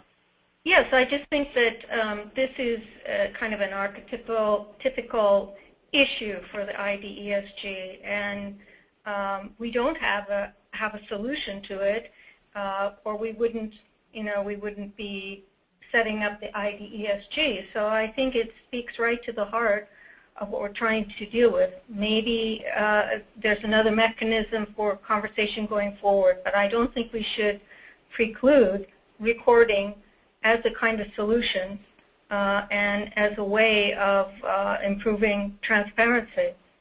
Yeah, so to be clear, if we vote not to adopt this, that won't preclude recording meetings, and I would think that the right thing to do would be for you and others who are interested in pursuing this to go to the Management Council and work with the technology organization that the Secretariat has set up to see if we can figure out a way to do that. Aaron Titus, you have your hand up. I am recognizing you as speaking. Hi there. Yeah, just spent some time on this. I'll keep my comments brief. The main issue from an organizational standpoint is actually one of liability. I don't know if this was brought up earlier. If it was, I apologize. Whenever you record something and then it is reduced to writing, those offhand comments that everybody knew was a joke, it doesn't look like it. There are, of course, privacy issues which have been hashed through. Most of the privacy compliance is handled through the technology itself and is typically not a problem. But the current policy, which is you can record by request, those recording for the purpose of creating minutes, and then those minutes will be held for 3 days or up to 2 weeks by request and at the discretion of the Secretariat, and then destroyed, but only for the purpose of creating minutes, is I think in the interest of everybody, and minimizes the IDESG's liability also. Thank you, Aaron. I'm going to recognize Peter Brown and then Ann, and then I'm going to move to a poll because we're nearing the end of our time. Oops. Peter. Brown. Thank you, Bob. The amendment as put forward to us reads, all meetings shall be recorded. This means there is no provision, no safety for situations where an individual committee or working group or whatever may want to meet without any recording. And I would actually underline further Peter Alterman's point, which is the more that you insist on shining lights on things, the more people will scuttle into dark corners to go and do deals outside of the room. And that's something we should be very wary of encouraging. I think the main concern, though, at this stage is that I'll stick to the point about the procedural versus the objective. The objective is clear, that we want to maintain openness and transparency. The method about how that should be done is something that is being discussed. It is underway. We're still a young organization. We still have a lot of way to go in getting our communications and internal communications infrastructure particularly up and running. Let's get on with dealing with that and not hinder ourselves by sort of tying our hands with a very tightly worded amendment which actually brooks no interpretation other than that all meetings shall be recorded. Thank you. Thank you, Peter. Now, Anne. Wanted to ask for a reference. The person before Peter mentioned that the rules about you can request that it be recorded. Where is that? That's not in the rules of the association. It's No, that's an operational procedure. The person who was speaking was Aaron Titus, Titus. Okay. And you can also get in touch with Keisha Pardkon of the Secretariat to learn more about how to do that. Very good. That's all I have. Thank you. So let us proceed to a poll on whether Amendment 18 should be adopted. Laura, could you please put up the poll? And ladies and gentlemen, if you would vote.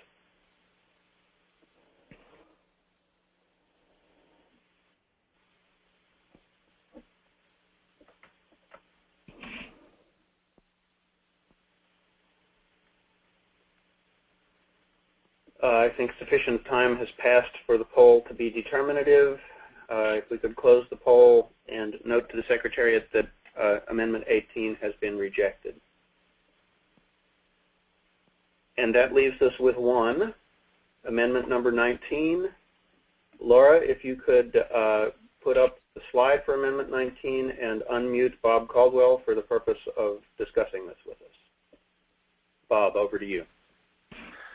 Yeah, maybe it's appropriate this one comes last, actually. The reason that I brought this up is because, as we have seen with the many things that have been deferred today, there will be changes to the rules of association.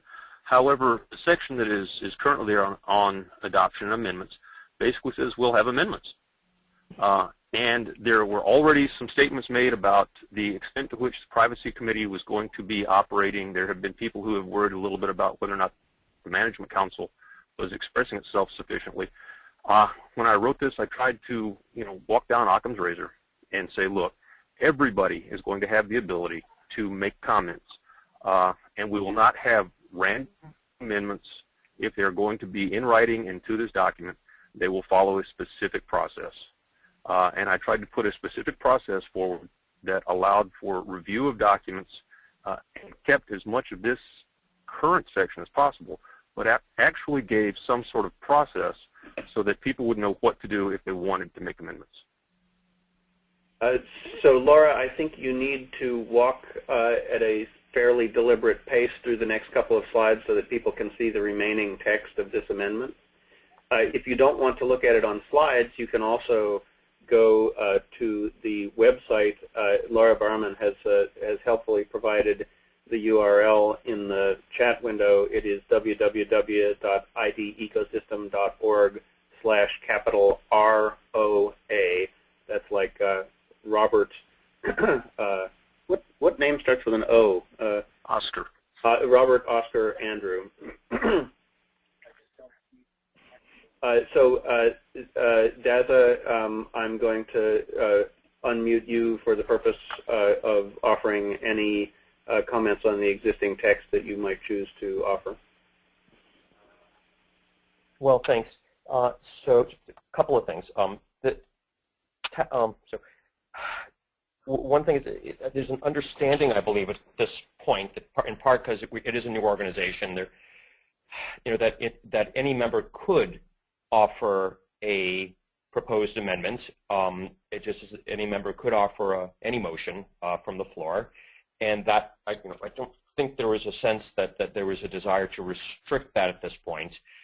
And there was just two other quick things where there was a explicit action. One of them was the last bit of the motion 10.2.5 puts the necessary majority for enacting an amendment to a supermajority, which is more or less what it was in the NPO, which was what it was in the NPO's recommendation. We changed that down to a preponderance to 62/3 from a supermajority. Partly, again, in a sense that that we wanted somewhat more latitude and flexibility for amendments in the initial days. And finally, I just note the 10.2.1.2 and 10.2.1.3 both are out of sync with how the GTF how prescriptive it sought to be in the rules with respect to decision making. So we didn't require 100% of voting members of any body to be in agreement necessarily. That was not the sense of what consensus was supposed to be, and the decision making was very deliberate. And I'd say some of this, well, obviously it's intelligent and well intended. I would think some of it would benefit from, you know, some further work and further discussion, so that it perhaps, oh gosh, I'm making a judgment here. I'll say it's out of sync with with how it was the governance task force wanted some of these processes to go and what the recommendation was. Thank you, Daza. I'm going to ask whether, before I recognize Dave Kearns, Dave, I'm going to put your hand down because we only have 10 minutes left. I'm going to ask whether there is an objection to adoption of this amendment. And Dave Kearns has his hand up, so I will unmute him. Dave. In the interest of moving forward, I object to the adoption of this amendment. Thank you. Let's see. What did I just do? So the next question then is whether there is an objection to deferring this amendment to the follow-on task force. If there is an objection to deferring the amendment, please express it by raising your hand in the GoToWebinar or doing something interesting in the SOAP Hub. Hey, Bob, can you hear me? I can. Yeah, I object to deferring this. Okay. So the next action is to move to a poll on whether to defer the amendment. Is there anyone who has anything to say before we move to that poll? If so, indicate it by putting your hand up. Laura, could you please display the poll for whether Amendment 19 should be deferred? And if we could have the votes.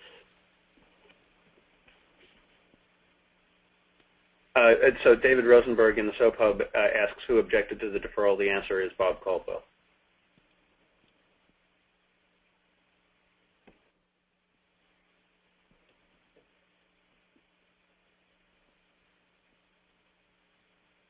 There appears to be no substantial doubt about the sentiment of the organization here. So I'm going to ask that we close the poll and direct the Secretariat that Amendment 19 has been deferred to the follow-on task force.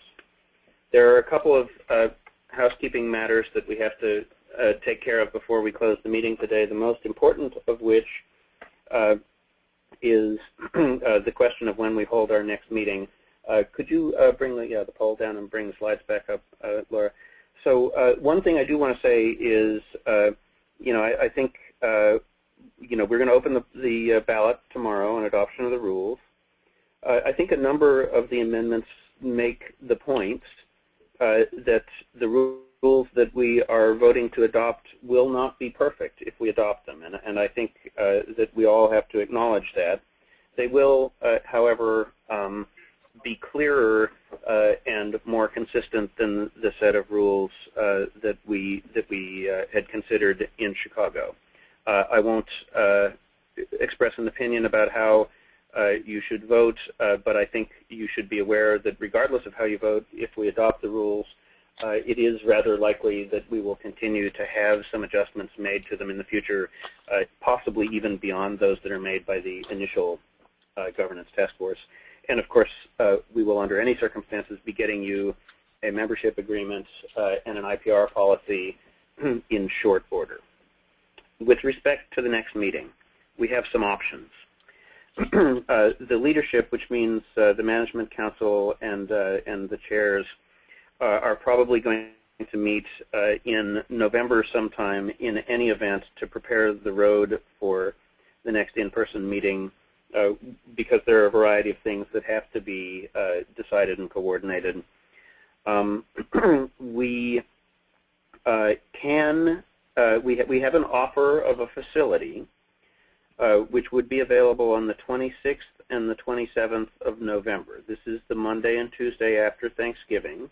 It would be in Washington, D.C. downtown. There is not sufficient time to adjourn this meeting and to provide notice under either of our sets of rules for another meeting that soon. So if the membership is substantially in agreement that we should meet in that place on those dates, since we have not yet made it through the agenda of our initially scheduled face-to-face, I submit to you that it would be procedurally regular to once again recess this meeting with a directive to meet on the 26th in Washington, D.C. downtown for the purpose of completing the charter alignment discussion and the other discussions that were on the agenda from the Reston meeting. On the other hand, you may find it inconvenient to meet on those dates, or you may find that it is expensive or impractical to make travel arrangements for those dates at this late time, in which case our options are basically to either have an electronic meeting in early December, and I should note that under any circumstances we will have an electronic meeting before December 15th for the purpose of voting on and adopting the new membership agreements and IPR policy. So that'll happen anyway, but the question is whether we want to try to get substantive business done at an electronic meeting, or we would have the option of meeting after the beginning of the year.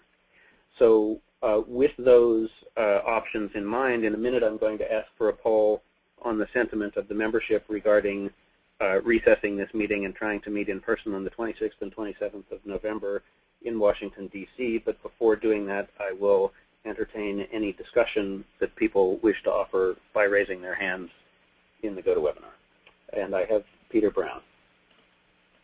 By the way, Bob, hi Bob, I don't want to drag this out. I think the one other element, unless I was not paying fully attention, that we discussed in the Management Council yesterday was that we try to reconvene in a sort of open forum but not a formal plenary session, so that if the wish of this meeting is for us to reconvene, fine. If we don't make quorum, it still means that we've got a group of people who are motivated to meet face-to-face and actually get some serious business advanced on charters, charter alignment and other work, and socialize many of the issues. So I don't think we need to have a sort of really make a big issue about it, except if there is a strong objection in the other direction saying, no, we really shouldn't meet as a plenary in that week, in which case we should take due notice of that, and if Management Council and chairs want to meet, we should go ahead on that basis. So I think it's just to say to plenary members that if you're worried about proposing recess because you're not sure you're going to be able to make it to Washington at the end of the month, think about whether you're actually cutting off the possibility of us meeting even informally before you vote against it. That was all. Thank you. So Laura, we only have about 3 minutes. Could you put up the poll about whether people would be able to attend the proposed meeting on Washington, D.C. November? So if you all could be voting while we're discussing. Dave Weitzel, I'm unmuting you. So my question has to do with the follow-on task force. If I recall properly, that in Chicago we agreed that it was a 90-day task force. It then self-imposed a 60-day readout, so for 30 days of consumption by the plenary. So therefore it goes away on the 15th of November unless the plenary takes action. Let's see.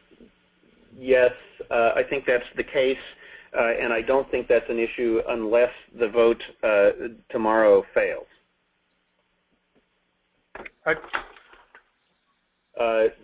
Jim Elsey. Thank you, Bob. I would just like to clarify, if we meet at the end of November, we will not have the membership agreement and IPR policy to vote on, so we will have to hold a meeting in December either way. And if that's the case, I might advocate in favor of our next face-to-face meeting being in January, where we can also take up the issue of the upcoming elections. So we actually have to vote before December 15th to adopt the membership agreement in order to have elections in a procedurally regular way. So the intention, if we meet on the 26th and 27th, would be to discuss any questions people might have about the text of the membership agreement and the IPR policy. So I guess I'm suggesting we should make those virtual meetings and plan on the next physical meeting to be in January. We could do that, but that would mean that the meeting would probably not include any of the mapping exercises that we discussed and would probably only take up these procedural matters. And I've heard a number of expressions of desire to start considering substantive issues at the meeting so that we can get actual work done. If I may, is there anything that precludes us from doing the mapping exercises out of band from a plenary meeting? Yeah, it's basically impossibility. The mapping exercises aren't designed to work remotely. So since we have only 2 minutes left, and since 63% of people have said that they will attend the meeting in person, at the end of this, I will declare us to be in recess until the 26th of November at a location in downtown Washington, D.C. The poll will open tomorrow morning as indicated. If you have questions, please get in touch with the Secretariat. I want to thank you very much for your participation and your patience with this whole process, including, the hurricane and other issues. I do want to give people an opportunity to provide feedback on how this meeting was run, but we won't have time to do that in discussion here, so I will invite you to send emails to the Secretariat, which we will discuss in the leadership meeting. Is there anything else that anyone would like to say before we adjourn? And I don't know, Jim, whether you're still have your hand up for this purpose, so I've unmuted you. Just need to take it down, sorry. Thank you. Well, to paraphrase Billy Joel, it's 5 o'clock on a Wednesday. We're at the end of our allotted time, and therefore I declare us in recess until November 26th in Washington, D.C. Ladies and gentlemen, thank you very much. I very much appreciate all of your support and all the advice that you've provided me over email and the cooperative spirit in which you engaged in this meeting. I'll see you in D.C. Brett, you're on. I just wanted to say, Bob, thank you for doing such a superlative job under the duress of the hurricane, responding to that, inventing a process that actually got us through the adjudication of 20 amendments. Job well done. Thank you. Thank you. Okay, ladies and gentlemen, it's Miller time, or whatever your entertainment of choice is. See you in D.C. Thank you.